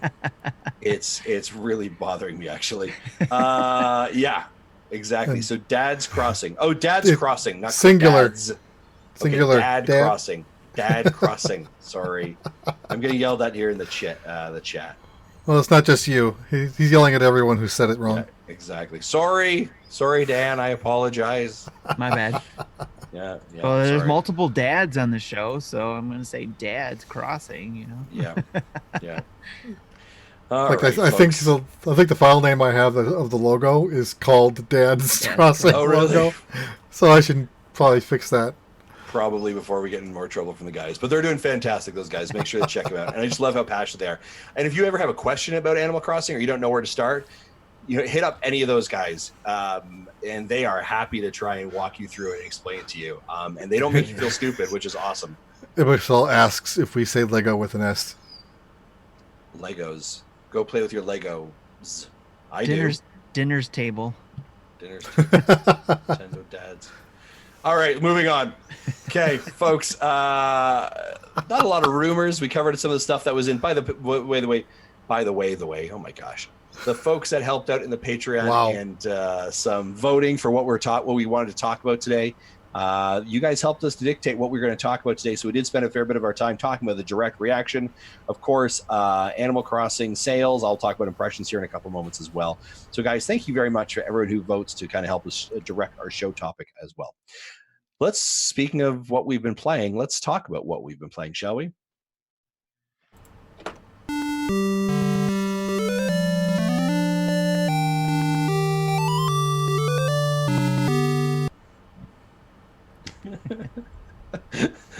The chat's still going. Dan is still going in our chat right now. He's just blowing it up. I love it. Thank you, Dan. All right. So since Tim and I have been playing Animal Crossing, and we're going to spend probably a good 10 to 15 minutes chatting about that. Jesse, why don't you go first? And we're going to pretend like we have mild interest in what you're saying. Go on. Thank you. So I looked at my Switch today when I logged into the eShop to download the two games today, and saw that the game that's currently running was Dude Stop that I talked about 2 weeks ago. So I haven't touched my Switch in 2 weeks, which I think is a first. Wow. Because I've been playing Dragon Quest V on the DS, but Yeah. but this week I've been just so busy I haven't really had a chance to do any gaming. The only thing I've been able to squeeze in was which I think I might have talked about it last week. I did a playthrough and live streamed it on my personal channel of Portal Friday night, Mm-hmm. and then last night I did half of Portal 2, and I was hoping to get the other half done before the show, but I ended up working 13 hours today. Sure. So Okay. I'll try to clean that up this weekend, and then probably we'll get into one of the Dragon Quests that I haven't played yet. I mean, But I didn't want to that's call it. you out. I didn't want to That's- call you out publicly in front of everyone, but like Yeah, this you is this is actually just a little bit of a team meeting more than anything else. You got to get your shit together. You know what I'm saying? Beep. Okay, that was find the timestamp. You're gonna have to beat that. Sorry, you got to get your stuff together, Jesse. Right? Like, come on, buddy. For those of you that don't know, he's literally going to find a pencil right now to write down that timestamp because he has to edit that. Can you use the switch sound for when I Probably. swear? Yeah, Oh, I that's could. awesome. You're the best person who I just cursed at. Thank you. All right. Tim, you want to talk about Animal Crossing now? Yes, sir. How many hours have you put into this thing? I just want to know, just in reference, like I don't want to spoil things for you. Because there's so much story behind this. I'm gonna actually look that up right now because I want to know exactly. Because Well, it's been less than 10 days. It's not going to tell you. very long, huh? If it's been less than 10 days, it's not going to tell you the hours yet. You can First kind of played 6 ballpark days it. ago. Yes, Okay. so it didn't tell me. I am going to ballpark that it's probably been about 10 hours for me. I've probably put 10 hours in. Yeah, I'm gonna say because the first day I think I played, the first full day I had to play it wasn't on the day of release, but Yeah. I think it was all day. It was Sunday, yes, because Okay. I was doing other things Saturday. All day Sunday I was playing Okay. for probably like 6 or 7 hours. I Oh, was playing that okay. game. Yeah. And then on and off since that weekend, and then I Mhm. played probably a couple hours tonight. So Yeah. Do you feel like you're kind of going in trying to find a routine? Is that kind of like what, you do your tasks? yeah, I'm hovering around the tasks a lot. I haven't really Okay. done anything to focus on, say, my place. I did start Mhm. doing the house thing so I can Yep. unlock certain aspects of the game for that. Yeah. But I'm not doing the tasks necessarily to spruce up my house.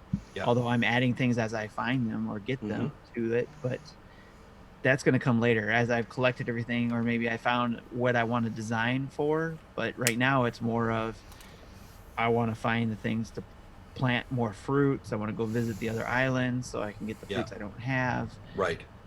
Do the tasks that I have on that task card. Yeah. I know I'm not getting the names right, but That's not- okay. That's the It's dad okay. crossing job. Yeah. Dad crossing. That's what I said. Dad Crossing. crossing. Dad Good. crossing. Okay. Good. Okay. So where I am currently, so let me talk a little bit about my experience. Again, I think I put about 10 hours in. Here is what I have accomplished. And when I say I'm going to caveat this with a little bit of star asterisks. What myself and my residents of my island have been able to accomplish in these last week. So got my tent, settled in. I was able to relatively quickly pay off my 5,000 bells, during the tutorial. And I was like, wow, this is super easy. I've already paid off my debt like in the first day. Yay! And then Tom Nook just gets you. You know what I'm saying? Yep. He just gets your hooks into you. So I do have More debt. More debt. So I do have 98,000, right? the next level of house, whatever that is. We were able to bring Blathers to come into the museum, and he has set up the museum. I'm there too. And so that was actually a really interesting experience because it was kind of like, hey, you need to bring us 15 more creatures, and then he'll set the museum. So on Saturday, both my daughters went in and they set up their own profiles, and they went into the island and set their tent. Then my wife set up her tent, right? So we're good. We're awesome. I appreciate it, right? We're doing well. And then we decided to do party mode.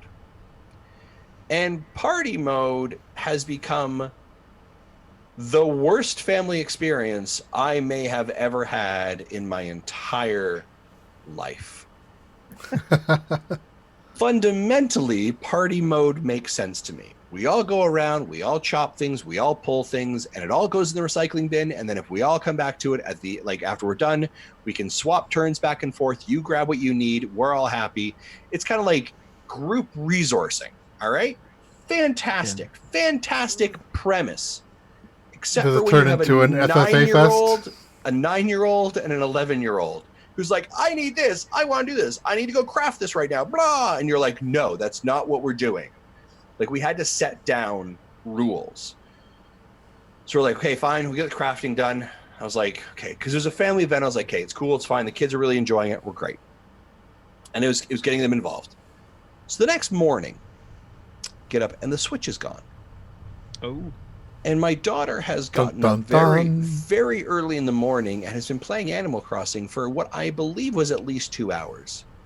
And what I did not realize was that there is a finite of resources on your island every single day. This is what we've been saying for months. I know. So my daughter went through at like 6 a.m. local time and basically chopped everything she needed down, took all the weeds, cleared the entire island, essentially, of everything, and then was as happy as could be. And she cashes it all in for bells. So she's like, Dad, I have 48,000 bells, and I have paid off my house, and I've paid off my tent, and I've got this house coming. And we're all like, cool, I'm stuck in a tent, and I have nothing. So we had to start like putting around kind of like conversations about, if you go and do that, there's nothing for us. So you need to learn how to like share or create a schedule or rules around these type of things. So we get to a point where we kind of like get Blathers. He's in his tent construction, and he's like, you guys need to bring me 15 more fossils and this stuff, and we'll start. And at some point on Sunday, I was like, cool, we need to bring 10 more. We've gotten 5. I was like, congratulations, and we'll slowly pick away at it. The next day, my daughter's like, hey, Blathers is under construction. I was like, what do you mean Blathers is under construction? She's like, yeah, they're building a museum. I said, really? Because you needed to find 10 more of it. And she's like, yeah, I did all of that. And I was like, you are taking away this experience from everybody else. Do you mean, like, if we're going to do it as a family, we do it as a family, but you're kind of off doing your own little thing. So Animal Crossing has provided me both relaxing moments and also moments of just pure wanting to pull my hair out when playing it. I think you've discovered something about your daughter. I have. Totally. Like, she's deep into it. Like, she's like, which isn't a shock. I'm not shocked by that. But here's what I'm going to say. I'm really enjoying it. Yeah. And I'm finding like the morning routine is like, okay, I'm going to do a little bit of this, a little bit of that. And all of a sudden look down, I'm like, oh, 2 hours is gone. It's that one more thing. It's that one more hook.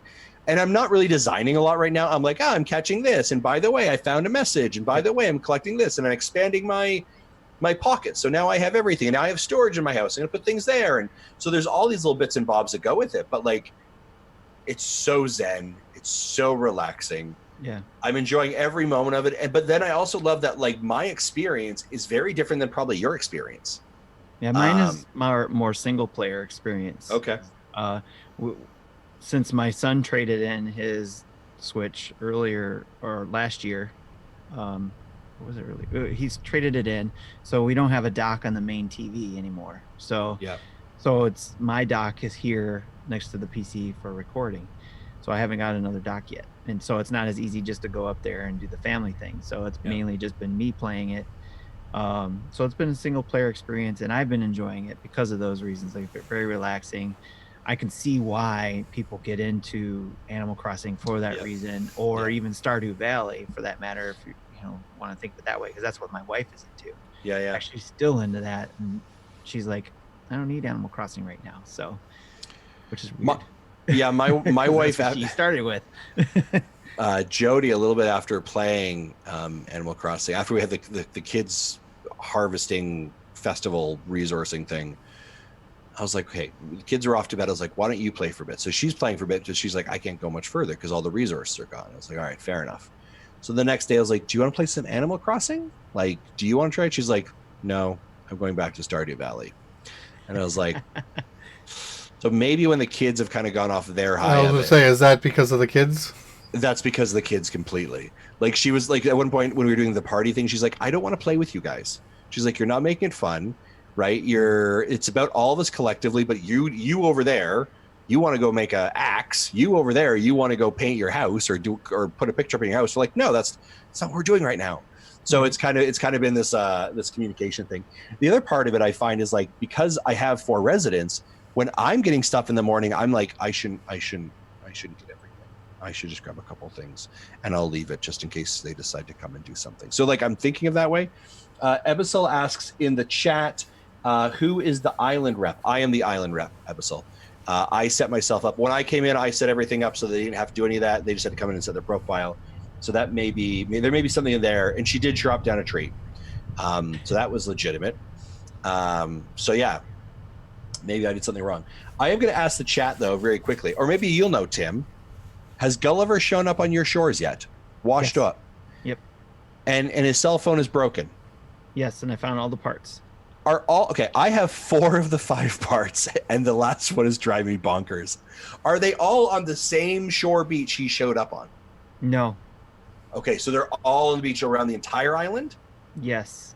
I went all around beach. Okay, okay, cool. I need to think about that then. And I guess it'd be like, do you know where they are? You won't know where they are because it's a completely different island random. For you. Yep. Are they completely random? Okay, because I was just like, wow, I found the first 4 quickly, and then I couldn't find the 5th one, and it was driving me bonkers. Absolutely bonkers. Yep. So. And I was just before we got started, I was trying to find 5 wisp for the ghost that I met. So I guess there's a ghost you could meet up on the shore at night. Oh, I've done a lot of it in the morning. Maybe I'll go tonight before I go to bed and just check it and see if I can find wisp. Good idea. And that's what I need to do opposite of that. I haven't done anything in the morning. I just doing a lot of stuff at night. I have one of my residents who is definitely a night owl. And I don't mean it in that they're an actual owl. Like because I'm sure there is one. Yeah, that's Blathers. Who's an owl, right? Well, he's not a resident. He runs the museum. The museum, yeah. Also, just in general, quick commentary that I've discovered. Tom Nook is shady. You know what I'm saying? He's a real shady. He owns a pyramid scheme for sure. For sure, right? Here's my impression of Animal Crossing, though. I'm so happy I bought it digitally because I would hate to be flipping that card out every single day. Right. And it definitely feels like a game that I can pop in at any time and just do a little bit more. And that nice kind of escapisms. So man, yeah, I'm loving it right now. I'm excited to see all the stuff that they do. I don't know if I'll get into like all the like, hey, here's how my island looks and it's all crafty and perfect. Yeah. I don't know yet either on that part because it looks like fun, but you got to have some patience for that, especially if you saw what Dan did with his. So yeah, it was awesome looking, and you even watch Guru and what he does. I mean, just it's amazing to watch some of these people that are totally into it, totally designs and all that kind of stuff. Who knows if I'll get that far, but right now I'm just doing the tasks, like I said. Well, what was the role that you mentioned where the first person to create the island is the? I was the rep, the resident rep. Yeah. Okay, because I don't remember who it was in the Discord, but their kid signed in first and became the rep, and doesn't play often, and only the rep can make certain decisions. So so he's behind on things because things aren't happening because the rep isn't playing. So he's considering re-rolling. So again, that and your situation with your family at 6 a.m. are all good arguments for people should have the ability to have their own save files. Yeah, and to be honest, it was interesting because that was exactly what Jody had said to me. She's like the gameplay loop she would get hooked on. I know she would if she gave it a shot, but she's like, I don't like the fact I have to share the island with the kids. And it's not like she's like a mean person who can't share, but she's like, I think it's kind of dumb because we are literally sharing the same resources. So if Morgan gets up at 6 a.m. and decides to just be kind of selfish and like farms the entire island, well, a lot of my tasks occur, especially the stage she's in currently, require, I need the wood, I need X, I need Y. And if you've done all those things, I can't get any of those things. That's kind of not fair. Right. I love the fact that there are things that we're doing together that have an impact. And like, for example, Morgan went and she found all the stuff for Blathers, and I didn't have to do that, but now Blathers is there and he has a full museum. That's awesome. I love the fact they can deposit their fossils and their stuff and build that collection. That's awesome. I'm looking to build out the, not craft services, the service tent. I've been trying to get all the things I need. I'm almost there, but like when it's in there, when I give them the supplies they need, it will be for everyone to use. Like I like those pieces. Do you know what I mean? Like I do something that has an impact positively to our community, but like I don't like the fact that you can take all my wood. Like don't do that. I'm looking for that. It was so it was him that is thinking about re-rolling his game. Oh, okay. Also, just quick, I want to throw a quick statement in here. Dan, thank you very much for subscribing for Amazon or for Twitch Prime for 4 months, currently on a 3-month streak. Thank you very much. I greatly appreciate that. That is awesome. Thank you so much for your support. It's those kind of like, it's so interesting. And then the other thing, like, so Jody put a house on the beach. And so I had went to another island and I found pineapples. And was it pineapples? I think it was pineapples. And so then I went down to her house and I planted pineapple trees around her house. She doesn't know I planted them. She hasn't gone in yet. But when she shows up, there's going to be pineapple trees around her house. Because I was like, this will be a nice little surprise, right? And like being able to message the kids using the message board or sending those notes. That's where, assuming your kids don't go in and chop them down first. Oh, I swear. Right? That's probably exactly what's going to happen. It's going to drive me nuts. But like, yeah, like I sent each of the kids a note using the note system, right? And it's just kind of like, hey, when they go to their mailbox, there's a little note from dad or whatever it is. And so it's just a very... There's definitely aspects of the game that it lends to why Nintendo did this, right? With the family aspect or roommates or however you want to play, your spouse or your significant other, you know, being able to play together. But it shows how smart Nintendo has been with this game as well, because it's like a gateway drug. Like your wife was saying, she wants to be able to do her tasks, right? So it's going to lead, I think, a lot of people to say, you know, this is fun just playing on this one game, but I want my own island. I want to do what I want to do there. So that will lead, if they don't already have a Switch, they're going to get the Switch and then the game, and then there's Nintendo's numbers blowing up again. Yeah, and then, exactly. And then if they have digital copies, they'll need to buy the second copy because you can't share that. Correct. Yeah. There's so much layering on. But again, man, I've been loving it. It's just a ton of fun. It's part of my like routine right now. Yes. Yeah, it's exactly. And then like you said, I or like we were talking about, I play it mostly at night. I'm trying to figure out, okay, I need to fit it in the routine in the morning so I could get some of those morning things or those items, because if you look at things that you catch, there's certain times that they're only available. In fact, and I'm sure the Dad Crossing team would tell us, you know, this too, but that there's limited time left in March. And this season, I think, or is it just March? It might be, because the season ends in March for this game. Well, I think if I remember from New Leaf, that things did rotate monthly, not necessarily seasonally. Well, this does it seasons. This does it by seasons. So January, February, March is a season, if I remember correctly. But I'm sure somebody in the chat will correct me. But the season's going to end at the end of March, and then that season of bugs, fish, whatever are available is going to end at the end of March. Yeah. So, Stringfish appears to be the one. Yes. At the end of March. So there's definitely things that are disappearing, right? So you kind of get into that right away. Yeah, there's definitely that hook, right? And and the music is just so chill. Like it really is. Again, I've gone back to it, and I think the time that we are currently in the world that we need, this is the right game at the right time.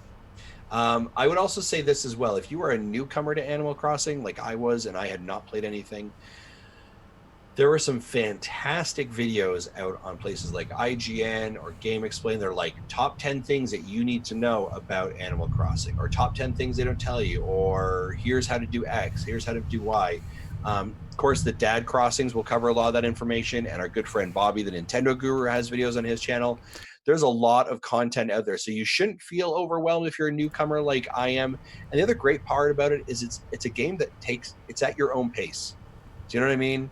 And I love the fact that like Tim and I have both spent a fair amount of time here, but our Unless you have a different. 9-year-old, then you're on her pace. Yeah, then you're on her pace. I got to figure that one out altogether. I actually, so legitimately, here's what I did to stop it. I have to start work at 7 a.m. and the girls aren't getting up till about 9 a.m. So I take the Switch out of the dock and I come down to my office and I put it in my office. Because if I'm in my office and my door is closed, they can't come in. So I've basically taken it off the table for the hours that I'm in work. So that, right, just take it away. Yes. That's why you were able to get that picture earlier today. Also gives me an opportunity to do a little bit of resourcing, because they're not doing it. Yes. Right. So I think it was asked in the chat because they were wondering how you got things done so fast on the first day. But have either of you done the time travel? No. The only time travel that I will ever consider requires a DeLorean 88 miles an hour and a large clock, sir. Yes. And the flux capacitor. Well, I've got the lightning, apparently. Exactly. Yeah. Yes. Yeah, and by the way, spring does start in April. So yeah, and that's why you have to get that stuff. And it sounds like it's emperor butterflies, bittlers, yellow perch, stringfish, sturgeon, sea butterfly, football fish. Holy darn. Wow. Okay. There's a lot. Yes. I'm so glad that these guys are in our chat right now, because I got nothing for you. Yep. That's why anybody who's really into this game and wants to get that stuff, they need to follow Dad Crossing, the Twitter, and in our Discord, and on YouTube, and the podcast, and the Twitch. Yeah, exactly. Yeah, that's right. They've been streaming there too. Yes. I don't know. Final thoughts here, Tim. We're going to continue talking about Animal Crossing, obviously, but like anything we're taking else over Dad Crossing now. Right? Well, we got to be guests on the show soon, I'm sure. They brought Bobby on there. I can't believe that. Right. No, I mean, like I said, it's been a single player game for me mostly. My kids were freaking out at first, like, you got that game? You didn't tell us you were getting that game. It's like, so it's like, yeah, I used one of my vouchers for it. I've had it for a while. I had pre-purchased and everything, but I'm having a lot of fun with it. It's nice and relaxing. I do like this better than New Leaf. I don't know why. I don't know why it's hitting me better than New Leaf did. But I do like this version better so far. And I'm just enjoying it at my own pace. And I've been actually trying to avoid, I mean, I glance over what the guys got going on in the Discord channel, following along what everybody else is doing, because I like seeing that aspect of it. But even though there's not like heavy spoilers, because it's not a story-driven game, I still try not to, get too much given away. But they have been helpful for me, because I'm going slower, to just give me like the money tree thing. I didn't know about that. Because I dug up the 1,000 coins and then just was like, oh, I got 1,000 coins, and I put it in my pocket. And missed the opportunity to plant a money tree. So they told me I had another chance. So which was good. Yeah, lots of, and it was interesting. Like, there's weird things you just don't come to. Kind of like that. Like I'd heard that tip. I was like, great. And then someone's like, hey, if you're looking for more, peaches or apples, plant an apple or peach tree. I was like, well, how do you do that? They're like, take an apple or a peach and plant it. And I was like, oh, like it just like blew my mind. I was like, yeah. I actually felt pretty good about not eating or selling those cherries my mom gave me. So I don't know if your mom's letter, if she gave you cherries or something else, but I got cherries from my mom on the first day. I have to check what she gave me. I don't know. Yeah, on the first day I opened the email or the mail, and it was, she gave me some cherries, and I was like, sweet, I wonder how much I can get for those. And I was like, oh, wait a minute, if I plant them, I can grow more, and then just I need cherries. How do I come get cherries from you, Tim? We need to figure this out. We need to figure All this out right. after the call. We'll Today. do that after. All Well, right. after the call, we're gonna connect. We're gonna get cherries. I'm Yes. excited now. This is gonna be awesome. You can Uh, be g- you can do the best friend thing. That's the other thing I did with Nick too, was Nick was on and I was on, and he let me come into his town and I was able to get a fruit from him. And then he also gave me a ladder, which was pretty sweet. So because I didn't have to wait for my game to give me the ladder. He had an extra one. I was like, Yeah. sweet. So I was able to get around my island with the ladder. And then uh I said, can we test out the best friend thing? And he said, sure. So I made him a best friend, he made me a best friend, and now we were able to chat with the messaging thing, even when Yeah. we're not in the same game together, which is pretty cool. Okay, yeah, let's figure that out after the call. Then I'm excited. I Right. love our chat right now. They've literally got a little bit of an auction going on in our Twitch chat right now. Ibisel's looking for some coconuts.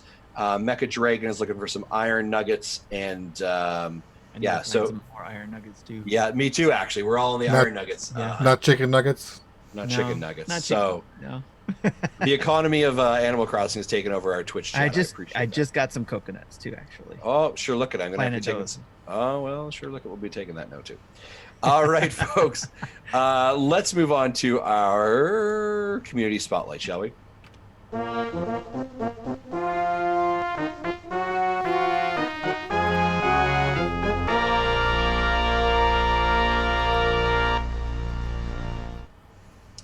All right, we've got a couple of emails here from our community spotlight. Did we get? We did. Okay, sure enough.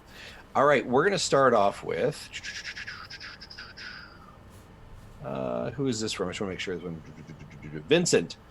All right, Vincent writes, "Hey guys, I found your podcast from my Echo Dot several months ago, and I've been listening to the show on a regular ever since. Myself, my wife, and 3 kids are lifelong Nintendo fans and love our Switch. I also school my kids on the classics with emulators on my Wii Homebrew. My 17-year-old can kick my butt in Street Fighter 2 and Super Smash Bros. Ultimate. I'm so proud. My wife and my 12-year-old love all things Animal Crossing and can't wait to start New Horizon. My daughter's favorite character is Stitch from both her." For both his personality and his cute, creepy look. And my 7-year-old just started Super Mario Brothers and Mario Odyssey. That's awesome. Last week or so, it's been pretty rough since our family has been on full lockdown. My oldest son has Alpha 1. Where's Zach when you need him? Yeah, man. Deficiency antipisparian? I don't know how to say that. aka genetic COPD. So we absolutely cannot risk anyone coming in or coming out lest someone gets sick around him. Thankfully, my wife and I work at home and homeschool the kids, so our lives aren't disturbed. Cabin fever has gotten to us. All right. Mentioning here, Operation Endured veterans, some post-traumatic stress, anxiety, depressions. But with the open and honest communication, desperate library video games, we look out for each other and do best to keep our family up. I hope that you guys and your families are well. My question, and by the way, so let's take a pause there. Thank you for that. Thank you for that kind of open honesty as well, for kind of like what's going on in your life and sharing that with us. I didn't read everything on here because I don't know how much of that you completely want public as well on a podcast. Be well, please. Be well, be safe, take care of each other, be kind to each other, love each other. Not just thanks for listening. Yeah, and thanks for listening, right? So yeah, I hope everything goes well for you guys, especially how quickly or with your son as well, just kind of making sure that he's kept safe and yeah. My question to you guys is, what non-Nintendo titles from the Wii's old Virtual Console library would you want to be brought to the Switch? My pick is Ancient Wise Vanished Books 1 and 2, Ys. First released in 1990 by Hudson Soft. This is a game I actually owned as part of a pack-in with the Turbo Duo by Turbo Graphics way back in the mid-90s. It was a massive RPG experience that, despite its simple fighting style, boasts amazing art and cutscenes as well as stellar soundtracks and impressive voice acting. It has since been remade for the PlayStation, DS and mobile, and if we could get the original iOS on the PC Engine, I would seriously recommend it as well.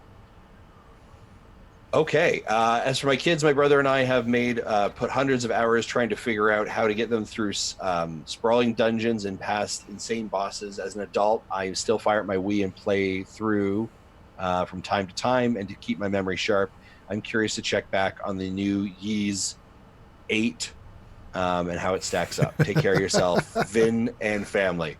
All right, Vin and family. So first, Vin and family, thank you very much for listening. Hopefully you guys are well. We love it. Great question. Hi, thank you. Yeah, awesome. Be well there and be well. All right, take care of each other. What game do we wish we had? From the old, it says Wii Virtual Console. Wow, that's a very deep cut. I'm just going to throw this one out, and I don't know if it's on there, but the game that instantly came to mind is Chrono Cross. Or Chrono Trigger, I apologize. Chrono Trigger is not Chrono available, Trigger. And people want that.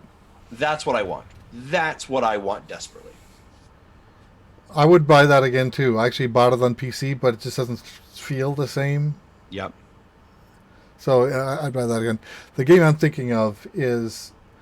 it's like a sequel to Final Fantasy IV called The After Years. It was originally in Japan as a mobile game, like on flip phones before iOS and Android were a thing. Then ported to WiiWare, and then I think it also came out on the PSP, definitely the Vita, but I think it's a PSP backward compatible. That's why it worked. It's takes the characters from Final Fantasy IV a few years later, and Cecil and Rosa now has a prince that is now main character of the story. It's chapter based. I think the way they sold it was like $7 to buy, $3 or $4 for subsequent chapters, except for which were shorter in length, and then the last one was another $7 or $8 to finish it up. And I bought the game twice, never finished it. One of those stories. I bought it on the Wii and I bought it on the Vita, and never did finish it. But okay. I would give it another try if it was on the Switch. Okay. Tim? I do agree with the Chrono Trigger one, definitely. But to give it, I guess, a different one, I think this was on. I was trying to look it up real quick. But Strider, I think, was a game that came out for Sega Genesis that I really liked. I got to play because my friend had a Genesis, and just the mechanics behind that game was pretty cool. And there was another one too, and I was trying to find the name of where it used a grappling hook a lot in that game. And I just can't remember the name of it. It was like Captain Commando or Commando. Bionic Commando? Bionic Commando. Bionic Commando. Yes, thank you. Okay, Yep, you're welcome. Those two games were really cool, and I wish they would bring those over. The other one I thought of as well, and it's sort of a cheat because it's non-Nintendo / Nintendo because it was on both consoles, Earthworm Jim. The Super Nintendo version of Earthworm Jim. Do you know who is getting a game, an Earthworm Jim game? The Amico. Yeah, right? It's a deep cut, like when you're like, Earthworm Jim is the game, right? So...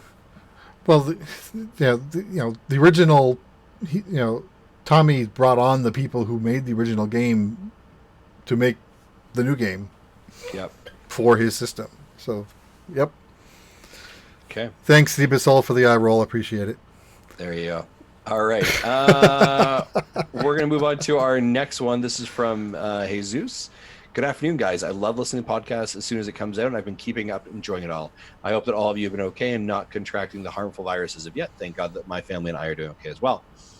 Just as an FYI, yeah, we're all doing okay so far. I think everyone's family, you guys are all grand. Thumbs up. Yep. Yeah, so everyone in the Nintendo Dads family as of right now are all okay as well, including Gary and Marty as well. They are getting hit hard the other ways, but yeah, exactly. There's a lot of other stuff going on that way, but so right. thoughts with Gary and his family as well, but from a virus perspective, they're doing okay. Right. So it says here, hold on a second. Okay. You want me to read this one since you read the last one? Sure. Why don't you? I was sometimes Okay, so here's the truth. Since the last time about 2 weeks ago when I read an email that was like, you shouldn't have read that online, I'm like cautiously reading an email and then trying to figure out, should I Gotcha. say something? So if you're okay, Tim, go ahead.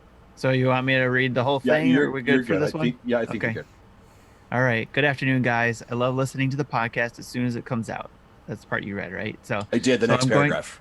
So I'm going to tell you this beforehand. This is about a dream I had the other night. Oh, can't read this one anymore. No, I'm kidding. I was hanging out with my sister and we decided to go for a walk. My sister was leading my oldest daughter, 3-year-old, and I was carrying my newborn, 1.5 months old. And Very we were newborn. walking around in the Animal Crossing world. I've been playing so much AC right now, and we reach a large tree. We all climb the tree, and in the tree is Marty, Jesse, Justin. Sorry, Tim and Gary. Y'all weren't present. They're in a tree house in the middle of a podcast. Well, it felt more like the pre-show as nothing was live. Anyway, we hung out for a little bit. My sister ran off to catch some fish, and my oldest went to catch some bugs. But I hung out with you guys, and we touched a topic that made me send this email. As a dad, what are you most surprised about being a father? And what does it feel like to be a dad in the climate that we are in, the pandemic virus outbreak? You guys look very thoughtful and told me to tune in to find out. Also, neither of you guys wanted to hold my child, something about dropping her and not wanting to be contagious to her. We Before are I in a read tree. on, I'll leave it to that question. You guys looked very thoughtful. Or I'm sorry. We are in a tree. We wouldn't want to drop her. Right. That's fair. So, as a dad, what are you most surprised about being a father? We'll start with that. I think for me, just especially since my kids are the oldest, and I guess Tim's got an older one too.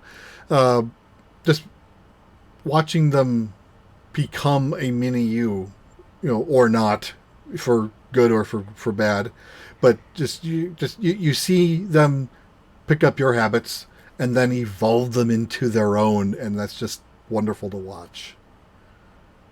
And to build off of that, just also to see how I knew people are always going to be different, especially the kids, but just to see it happen, how different the three of my kids are.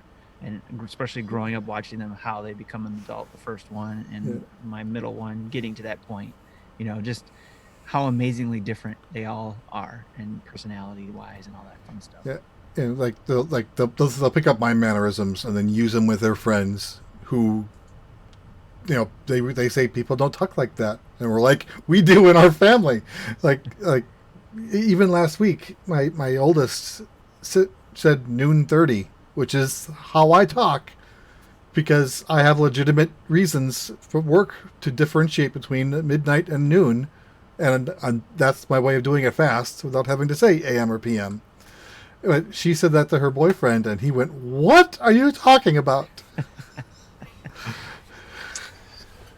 Yeah, I mean, I kind of may feel like a cheap answer, and it's echoing Jesse and Tim, but it's just watching them. Like just watching them every day just change and become independent and grow and find their voice and find their ethics and their moral and their compass and what guides them, right, and what they understand to be true and right and wrong, and how you influence and guide that in the decisions that they make. And I think also like just how different they are, right? My oldest is just full of energy and enthusiasm and just so much just she's becoming a tween, right? So she's getting her own little real attitude, right? Like a lot of that, right? And it's defiant, it's pushing boundaries and it's stressing, but it's like, but you can hear there that like the defiance is like, but I don't understand why, tell me more. Challenging ideas, right? Those kind of personalities are like, those are good things for you to do. Right now it's not a good thing for you to do because they need you to just put away the dishes, but like I understand like that, like so you're forming into this person, right? This real person. And then my youngest is just very mindful and artful and engaged with others' feelings, right? And just very wanting to be careful of others. So just as fascinating to watch that. Yes. And the other surprise too is just how much you learn from them too. Yeah. Right? For me, at least, it's like a different I guess different way of learning things, just realizing learning patience Yeah. obviously, or that type of thing. So And both of them are so different in those ways too, right? And how you yeah. interact with them, and it's how you as a parent have to be malleable and flexible to everything, right? Like one of them, like Rylan doesn't need the same kind of love. I shouldn't say the same kind of love, the same way that Morgan does, right? Like, Right. but Rylan needs something different, right? And so you kind of just you understand what those ins and outs, what makes him tick. So how Um, do those things roll over to how the next question is, and what does it feel like to be a dad in this climate, or what's going on in the world today? I think with that, it's scary, right? Because you don't know. We really don't know, Right. right? And I think your children always look to you as parents, like you have a plan, you know where we're going, you've got it under control. And in a world that's moving as fast as it is and is turning as quickly as it is on every day, I was saying to someone recently, you used to plan for months ahead. Now I plan for days and maybe a week, Mhm. because I don't really know what the next day is going to bring for us. I don't know what's going to change. And you do try and find the stability, and you're trying to, and the other challenge is like, like recently the kids were like, oh man, yeah, because they've been home. I was cool. They're like, we're going to go outside. They're like, can we go to the park? I was like, yes, no, you can't go to the park. You Yeah. can't, but we can go for a walk. Do you know what I mean? And Mhm. so it's trying to understand, it's trying to educate, it's trying to also not have them in fear. It's trying to make sure that they're safe, right? Like, so all of our groceries, I've been the one doing all the grocery runs, right? So if Yeah. anyone's sick, it's going to be Same dad. here. Yeah. Do you know what I mean? Yeah, It's, yeah. Some like, and my that's wife normally makes me. fun of me. Jody's like, way to be a hunter and gatherer. I was like, I went and stood in line at Costco. I didn't even think of that. I did that Well, too. Right? Costco thing. That experience I, was something I, else. I use that as my excuse to still get my daily routine in for Pokemon Go. There you go. There you go. Even though Yeah. we're supposed to be under stay-at-home order, but if I stop playing this, I'm not starting again. So I need to I figure out some way to, even if it's as small as drive a block and a half, stay in my car, oh yeah. spin that wheel, and then go home. I'm Yeah. still at least doing something, There you go. Yeah. Yeah, and which is what I did today. I have to do it because my wife has bad asthma. So obviously don't want her going out there getting it. And of course, it's still an issue because if I go out there and get it and bring it home, then it's an issue too. But Yeah, for sure. it's still, okay, I go out and get it, and then I just have to make sure I do all the things I'm supposed to do, Yeah. and hopefully nothing gets contracted. Yeah. So, but yeah, Then, but go ahead Jesse, if you still have more. no, I was gonna say, Jesse, what were you gonna say in regards to how do you feel in this climate? Yeah, I'm a little worried just because I have no control anymore. They've all moved out, and my daughter did spend a week in Houston last week, where against my wishes, I told her she should probably stick home, but she went anyway. And so far, she's fine. No one that was with her is and she met other family members, and I think they're all fine. So we're lucky. But the youngest one is currently out of school. We don't know what our school district is doing. We by governor order, there is no in-class school until this fall. So I think they're planning on some sort of e-learning, but Yeah, the districts said we're closed until April 3rd. We don't know what's happening between April and May at this point. Yeah. And she's a graduating senior. She missed her prom. She's doesn't want to. I told her they're going to find some way to get her a diploma. It probably won't be walking down the aisle onto a stage with a mortar on your head. But she'll at least be able to graduate. Yeah. yeah. My that's son, something. my son is business as usual. He goes to work at a hardware store. He goes home and game. That's his life anyway. Nothing's changed for him. Yeah. Ebicel, Jesse's saying here, yes, they did cancel school for the year for him. They've actually canceled school here in Alberta as well for the entire year. So my kids are now fully done until September, and they're now doing like e-learning modules, essentially. And I had a teacher across the way who just said recently, they're not even worried about the curriculum really they're doing. They're just making sure the kids are learning something. That's it. As long as they're staying engaged. So that's so both my kids are at home with me now, and so is my wife. So it's been a very interesting week for sure. Definitely. And I'm just going to echo what you guys had to say. Essentially, it's just obviously as dads, your goal is to try to keep them safe, no matter how old they are. Even if they've moved out, you want to keep them safe. Or even if they are home, you got to, teach them what's going on and why we're doing the things we're doing in a manner, in layman terms for them. And for me and my son, where I think it even has to get even more simplified for him. So, because he's having a hard time with this. He's the type of kid who needs that routine to help him through his day, and school helped with that routine.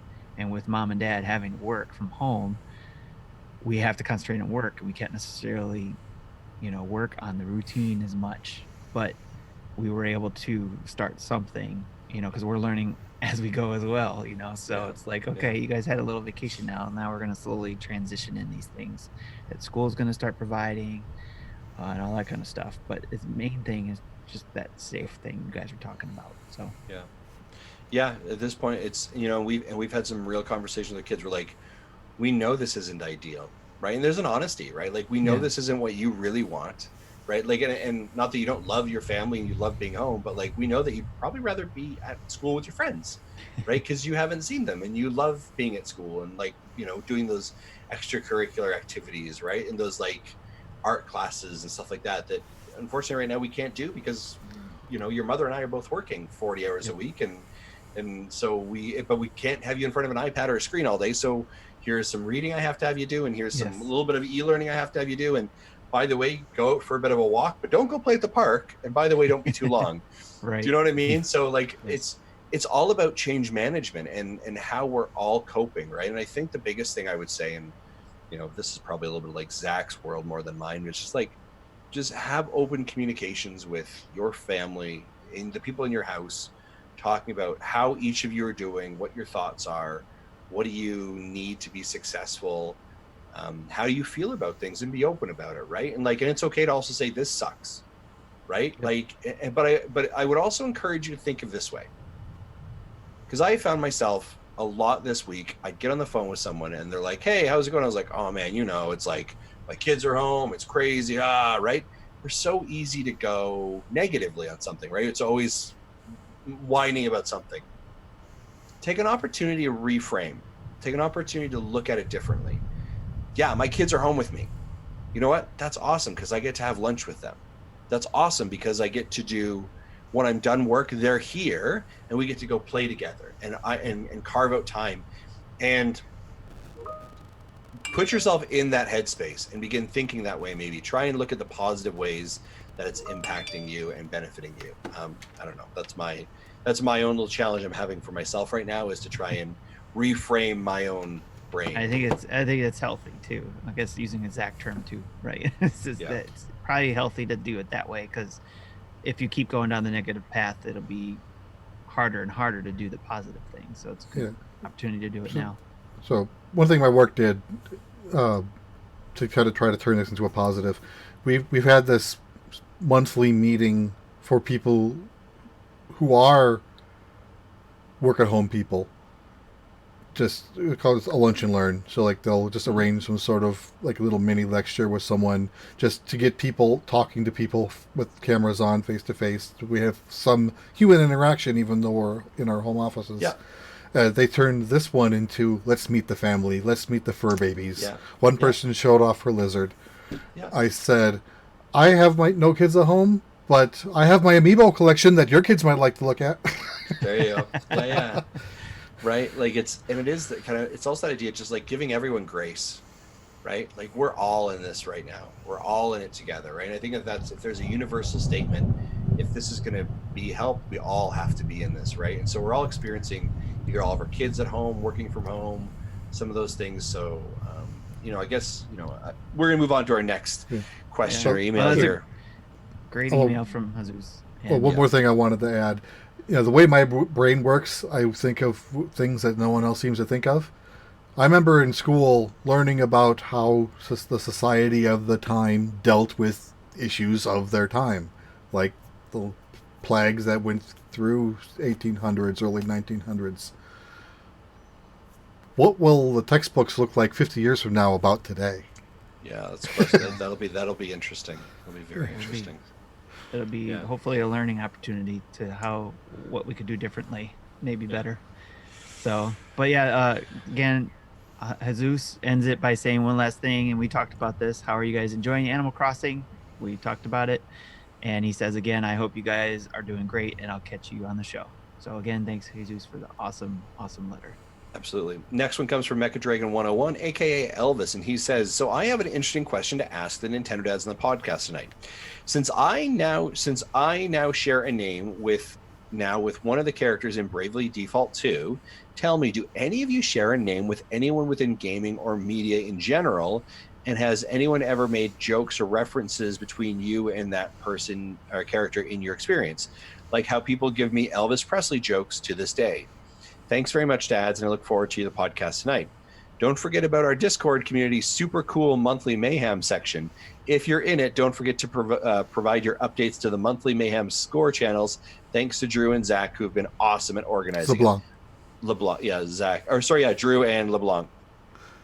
Yeah. Was that? Did Elvis write that section, or was that just our regular notes? I must have copied it from somewhere. Either way, all right, fair enough. Let's go from here. Anyone share any? That I think that was part of the regular notes that I indented wrong. Not a problem. I was like, wow, he's really supporting. He's really plugging the monthly Mayhem. I appreciate that. Yeah, that's okay. My Not bad. a problem. That's okay. All right, so I have two answers. Yeah, go ahead. So this one has literally been haunting me since kindergarten. The song Jesse's Girl. Oh. Yeah, of course, that's 6-year-olds don't really understand what the full meaning of that song was. So sure. Yep. That just went south really quick, and then another person I thought of, again, not in gaming, but he ended up being the governor of Minnesota for a while. Jesse the Body Ventura. Yep. Woo! Nice. Okay, awesome, Jesse. Okay, Tim, what about you? When Jesse brought up this question earlier, I was thinking I can't think of anybody, and then of course Animal Crossing, because Timmy is one of Timmy and Tommy. So there's that popped in my head when you brought up that question. So that's one. And then when I was younger, Tiny Tim was brought up. Oh, okay. From the Christmas Carol, one aspect from that area, but also from my dad, who also brought up another celebrity called Tiny Tim, who had a ukulele or something like that. Tiptoe Through the Tulips? Yes. Yeah. So, sure. Those couple things, but I wasn't really teased a lot about my name, other than changing it to something else. And I think somebody brought it up before, but I won't bring it up again. Okay.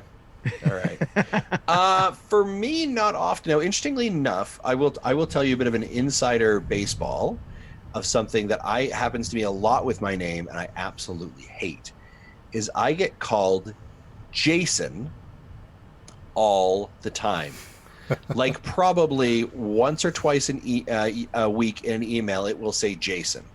You look like Jason. Interestingly enough, it is usually Jason Mason. So they just kind of mishmash my first and last name together and come up with Jason Mason. And it is so frustrating to me, and it's so irritating. The but Americans that are doing that, isn't it? It happens a lot to me. It happens a lot. Actually, no, my own government did it to me once. Oh, okay. It was a long story, but we'll talk about that one another time. In relation to celebrities that I get mistaken for often or connect with, obviously Justin Timberlake, Justin Bieber, and for another Canadian reference, Justin Trudeau.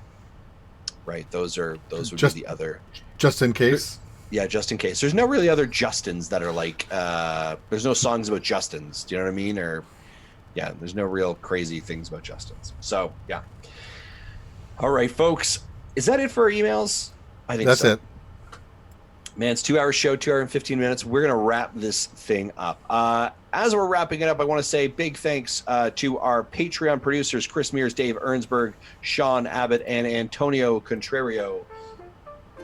Thank you. Awesome. Guys, I want to encourage you, if you have not, head over to our YouTube channel. Did you know we're putting out almost daily videos? Daily videos. And by the way, we are just shy of 4,000 subscribers on our YouTube channel. Man, I would love to see us hit that number. Thank you so much for your support there. That is so huge. It's growing. Big thanks to everyone who's subscribing and supporting us over there on Twitch as well. And of course, you can subscribe to us on all the social media platforms, including Facebook, Twitter, and Instagram. If you're interested in Nintendo Dad's merch, head over to Nintendo Dad's shop that you can find on our website, and that's www.nintendodads.org. We got a Patreon. You know about it. If you like it, join it. If you want to email us, send us over to nintendodads@gmail.com. And if you want to leave us a voicemail, 929-25-NDADS or 929-256-3237. Big thanks to OC Remix and the Animal Crossing music that Jesse just pulled. We greatly appreciate that. Thank you to everyone who joins us live in our Twitch chat. You guys are absolutely awesome. We love and love and love you guys and your support. Thank you so much. For Tim, for Jesse, for myself, be good, be kind, and take care of each other. Good night. Bye-bye. Can you do the ring fit to this song?